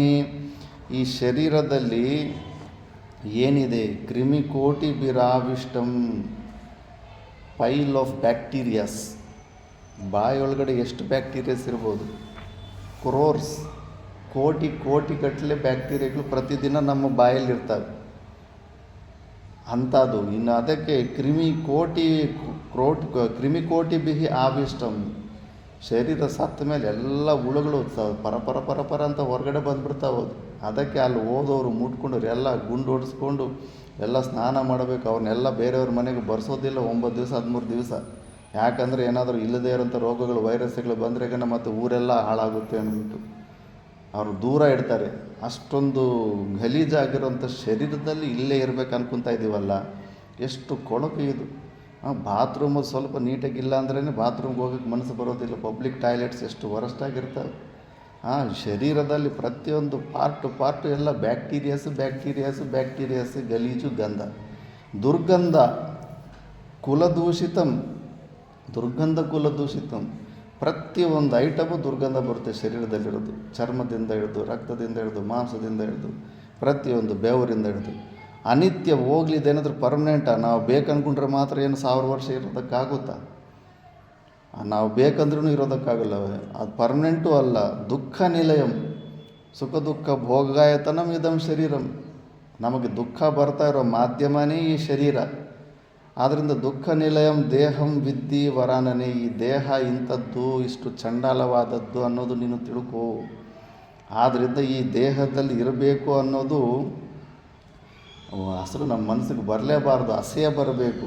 ಅದಕ್ಕೆ ಶೌಚ ಅನ್ನ ಯಾಕೆ ಶಾಸ್ತ್ರ ಹೇಳುತ್ತಂದರೆ, ಶೌಚಸ್ಯ ಫಲಂ ಕಿಂ ಸ್ವ ಅಂಗ ಪ್ರತಿ ಜುಗುಪ್ಸ ಪರೈಹಿ ಅಸಂಸರ್ಗ ಅಂತ. ನಮ್ಮ ಶರೀರದ ಅಂಗಗಳ ಮೇಲೇ ತುಂಬ ವಿರಕ್ತಿ ಬರುತ್ತೆ. ಏನಪ್ಪ, ಎಷ್ಟು ಸಾರಿ ತೊಳೆದ್ರು, ಎಷ್ಟು ಎಂಥ ಸೋಪ್ ಯೂಸ್ ಮಾಡಿದ್ರು, ಯಾವುದೋ ಒಂದು ಬಾಯಿ ಸ್ವಲ್ಪ ಒಂದು ತಾಸು ಮುಚ್ಕೊಂಡು ಮತ್ತೆ ಬಾಯಿ ತೆಗೆದು ಮಾತಾಡಿದ್ರೆ ಎದುರುಗಡೆ ಇರೋನಿಗೆ ದುರ್ಗಂಧ ಹೋಗ್ತಾ ಇರುತ್ತೆ. ಅದಕ್ಕೆ ಗುರುಗಳ ಹತ್ರ, ದೊಡ್ಡವ್ರ ಹತ್ರ ಮಾತಾಡಿದ್ರೆ ಕೈ ಅಡ್ಡ ಇಟ್ಕೊಂಡು ಮಾತಾಡ್ತಾರೆ. ಯಾಕಂದರೆ ಬಾಯಿ ಒಳಗಡೆ ದುರ್ಗಂಧ ಪ್ರತಿ ಗಂಟೆಗೂ ಬರ್ತಾ ಇರುತ್ತೆ. ಅಂಥ ದುರ್ಗಂಧ ಇದು, ಅಂಥ ಶರೀರ ಇದು. ಇಂಥ ಶರೀರದಲ್ಲಿ ಇರಬೇಕನ್ನೋ ಬುದ್ಧಿ ಬರಬಾರ್ದು. ನಾವು ಕೊಳಕಾದಂಥ ಶರೀರದಲ್ಲಿ ಇರಬೇಕು ಅನ್ಕೊತಾ ಇದ್ದೀವಿ. ಸಂಸಾರ ವೃಕ್ಷಮಾರೂಢ ಪತಂತಿ ನರಕಾರ್ಣವೇ ಯಸ್ತಾನುದ್ಧರತೆ ಸರ್ವಾನ್ ತಸ್ಮೈ ಶ್ರೀ ಗುರವೇ ನಮಃ. ಸಂಸಾರ ವೃಕ್ಷಾರೂಢಾಹ, ಈ ಸಂಸಾರವೆಂಬ ವೃಕ್ಷವನ್ನು ಆರೂಢರಾಗಿರುವಂಥವರು ಪತಂತಿ ನರಕಾರ್ಣವೇ, ಕಂಪಲ್ಸರಿ ನರಕಕ್ಕೆ ಹೋಗ್ತಾರೆ. ಯಾಕಂದರೆ ಈ ಸಂಸಾರದಲ್ಲಿ ಈ ಶರೀರ ನಾನೆನ್ನೋ ಭಾವನೆಯಿಂದ, ಈ ಶರೀರನ ಪೋಷಣೆ ಮಾಡುವ ಇಚ್ಛೆಯಿಂದ, ಈ ಶರೀರಕ್ಕೆ ಅನುಕೂಲವಾದಂಥ ಹೆಂಡತಿ ಮಕ್ಕಳ ಪೋಷಣಾರ್ಥದಿಂದ ನೀನು ಶಾಸ್ತ್ರ ನಿಷಿದ್ಧ ಕರ್ಮಗಳನ್ನು ಮಾಡೋದಕ್ಕೆ ಕೂಡ ನೀನು ರೆಡಿ ಆಗಿಬಿಡ್ತೀಯ.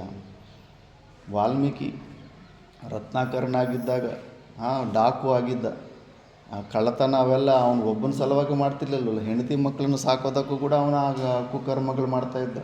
ಎಷ್ಟೋ ಮರ್ಡರ್ಗಳು ಮಾಡಿಬಿಟ್ಟಿದ್ದಾನೆ ಹೆಂಡತಿ ಮಕ್ಕಳನ್ನು ಸಾಕೋದಕ್ಕೆ. ಆದ್ದರಿಂದ ಈ ಸಂಸಾರ ವೃಕ್ಷದಲ್ಲಿ ನೀನು ಅನ್ಕೋಬೇಡ ನಿನ್ನ ಕೈಯಲ್ಲಿ ಪುಣ್ಯಕರ್ಮಗಳು ಮಾಡಿಸೋ ಅವಕಾಶ ಕೊಡುತ್ತಂತ. ತುಂಬ ಕಡಿಮೆ. ಹೆಚ್ಚು ನೀನು ಪ್ರತಿದಿನ ಹೆಚ್ಚು ಪಾಪ ಕೆಲಸಗಳು ಮಾಡೋ ಅವಕಾಶನೇ ಹೆಚ್ಚಿರುತ್ತೆ ಹೊರತು ಪುಣ್ಯಕರ್ಮಗಳು ಮಾಡೋ ಅಂಥ ಅವಕಾಶಗಳು ತುಂಬ ಕಡಿಮೆ ಇರುತ್ತೆ. ಕಾಂಡಿ ಆದಂಥ ಸುರೇಶ್ವರಾಚಾರ್ಯರೇ ಅಂತಾರೆ, ಅಲ್ಲಿ ಕರ್ಮಕಾಂಡಿನೇ ಪೂರ್ವಪಕ್ಷಿ ಆಗಿರ್ತಾನೆ. ಅವ್ರಿಗಂತಾನೆ ನೀವು ಯಾಗ ಯಜ್ಞಗಳು ಅವ್ರೇನಂತಾರಂದರೆ, ನಿಮ್ಮ ಮೋಕ್ಷ ಯಾನಕ್ಕೆ ಬೇಕು, ನಮಗೆ ಭೂಲೋಕಕ್ಕೆ ಬರ್ತೀವಿ, ಒಳ್ಳೆ ಯಾಗ ಯಜ್ಞಾದಿಗಳು ಮಾಡ್ಕೊತೀವಿ, ಪುಣ್ಯ ಸಂಪಾದನೆ ಮಾಡ್ಕೊತೀವಿ, ಸ್ವರ್ಗಕ್ಕೆ ಹೋಗ್ತೀವಿ. ಸ್ವರ್ಗದಲ್ಲಿ 90,000 ವರ್ಷ ಆಯುಷ್ಯಿರುತ್ತೆ. ಮತ್ತು ಅಲ್ಲಿ ಪುಣ್ಯ ಕ್ಷೀಣ ಆಗಿದ್ರೆ ಮತ್ತೆ ಭೂಲೋಕಕ್ಕೆ ಬರ್ತೀವಿ, ಮತ್ತೆ ಯಾಗ ಯಜ್ಞಾದಿಗಳು ಕರ್ಮಗಳು ಮಾಡ್ಕೊತೀವಿ, ಮತ್ತೆ ಸ್ವರ್ಗಕ್ಕೆ ಹೋಗ್ತೀವಿ. ನಿಮ್ಮ ಮೋಕ್ಷ ನಮಗೇನಕ್ಕೆ ಬೇಕು ಅಂತಾರೆ. ಆವಾಗಂತಾನೆ, ನಿಮಗೆ ಯಾಗ ಯಜ್ಞಾದಿಗಳು ಮಾಡ್ದೆ ಅಲ್ಲಿ ಹೊಗೆ ಬೂದಿ ಎಲ್ಲ ಬರುತ್ತಲ್ಲ, ಅದರಿಂದ ಕಣ್ಣುಗಳು ಕಿವಿಗಳು ಮುಚ್ಚೋಗ್ಬಿಟ್ಟಿದೆ ನಿಮಗೆ, ಹಿಂಗೆ ಅಂತಾನೆ. ಅದಕ್ಕೆ ನಿಮ್ಗೆ ಅರ್ಥ ಆಗ್ತಾ ಇಲ್ಲ. ನೀವು ಮಾಡ್ತಾ ಇರೋವಂಥ ಹವನ ಕ್ರಿಯೆಯಲ್ಲಿ ಎಷ್ಟು ಇರುವೆಗಳು ಸೊಳ್ಳೆಗಳು ಸತ್ತಿದ್ದಾವೋ, ಸುಮಾರು ಲಕ್ಷಾಂತರ ಮರ್ಡರ್ಗಳು ಮಾಡ್ತೀರ ನೀವು ಒಂದು ಪವಿತ್ರವಾದಂಥ ಅಂಥ ಯಜ್ಞ ಯಾಗಾದಿ ಕರ್ಮದಲ್ಲೇ. ನಿಮಗೆ ಗೊತ್ತಿಲ್ಲದಂಗೆ ಅಷ್ಟು ಜೀವಿಗಳು ಪ್ರಾಣವನ್ನು ಕಳ್ಕೊಂಡ್ಬಿಡ್ತವೆ. ಆದ್ದರಿಂದ ಹೆಜ್ಜೆಗೂ ನಿನಗೂ ಪಾಪವನ್ನು ಹೊಂದೋದೇ ಹೆಚ್ಚು ಚಾನ್ಸಸ್ ಇರುತ್ತೆ ಹೊರತು ಪುಣ್ಯವನ್ನು ಮಾಡುವಂಥ ಅವಕಾಶ ತುಂಬ ಕಡಿಮೆ ಇರುತ್ತೆ ಅಂತ ಅಲ್ಲಿ ಉತ್ತರ ಕೊಡ್ತಾರೆ. ಆದ್ದರಿಂದ ಈ ಸಂಸಾರ ವೃಕ್ಷ ಮಾರೂಢಾಹ ಪತಂತಿ ನರಕಾನವೇ. ನರಕ ಅಂತೂ 100%. ಎಕ್ಸೆಪ್ಷನಲ್ ಕೇಸಲ್ಲಿ ಯಾರೋ ಕೆಲವರು ಸ್ವರ್ಗಾದಿಗಳಿಗೆ ಹೋಗ್ತಾ ಇರ್ತಾರೆ ಅಷ್ಟೇ ಹೊರತು 100% ನರಕ ಅಂತೂ ಫಿಕ್ಸ್ ಸಂಸಾರದಲ್ಲಿ ಒದ್ದಾಡ್ತಾ ಇರೋರಿಗೆ. ಯಸ್ತಾನು ಉದ್ಧರತೆ ಸರ್ವಾನ್, ಅಂಥ ಒಂದು ನರಕಾರ್ಣದಿಂದ ಉದ್ಧಾರ ಮಾಡೋನೇ ಅಂಥ ಒಂದು ಗುರುವು ನಿನಗೆ ನಮಸ್ಕಾರ ಅಂತ ಇಲ್ಲಿ ಶಿವನು ನಮಸ್ಕಾರ ಮಾಡ್ತಾ ಇದ್ದಾನೆ. ಇದು ಫೇಮಸ್ಸು ಶ್ಲೋಕ. ಗುರುರ್ ಬ್ರಹ್ಮ ಗುರುರ್ ವಿಷ್ಣು ಗುರುರ್ದೇವೋ ಮಹೇಶ್ವರ ಗುರುರೇವ ಪರಂ ಬ್ರಹ್ಮ ತಸ್ಮೈ ಶ್ರೀ ಗುರವೇ ನಮಃ. ನಮ್ಮ ಆಗಮಶಾಸ್ತ್ರದಲ್ಲಿ ತ್ರಿಮೂರ್ತಿಗಳೇ ಮುಖ್ಯವಾದಂಥ ದೇವರುಗಳು. ದೇವಿ ಹೆಚ್ಚಂದರೆ ಇನ್ನು ಆದಿಪರಾಶಕ್ತಿ. ಅವರು ಗುರುವೇ ಆ ಬ್ರಹ್ಮನಾಗಿದ್ದಾನೆ, ಗುರುವೇ ವಿಷ್ಣು ಆಗಿದ್ದಾನೆ, ಗುರುನೇ ರುದ್ರದೇವನಾಗಿದ್ದಾನೆ, ಗುರುರೇವ ಪರಂಬ್ರಹ್ಮ, ಪರಬ್ರಹ್ಮನು ಗುರುವೇ ಆಗಿದ್ದಾನೆ ಅಂತ ತಸ್ಮೈ ಶ್ರೀ ಗುರವೇ ನಮಃ ಅಂತ ಗುರುಗೆ ನಾನು ನಮಸ್ಕಾರ ಮಾಡ್ತಾಯಿದ್ದೀನಿ ಅಂತ. ಮತ್ತು ಇನ್ನು ಈ ಶ್ಲೋಕಗಳೆಲ್ಲ ಫೇಮಸ್, ಎಲ್ಲ ಜಾಗದಲ್ಲಿ ಆಡ್ತಿರ್ತಾರೆ. ಇದನ್ನು ನಾವು ನೆಕ್ಸ್ಟ್ ಕ್ಲಾಸಲ್ಲಿ ನೋಡೋಣ. ಓಂ ಪೂರ್ಣಮದಃ ಪೂರ್ಣಮಿದಂ ಪೂರ್ಣಾತ್ ಪೂರ್ಣಮುದಚ್ಯತೆ ಪೂರ್ಣಸ್ಯ ಪೂರ್ಣಮಾದಾಯ ಪೂರ್ಣಮೇವಾವಶಿಷ್ಯತೆ. ಓಂ ಶಾಂತಿ ಶಾಂತಿ ಶಾಂತಿ.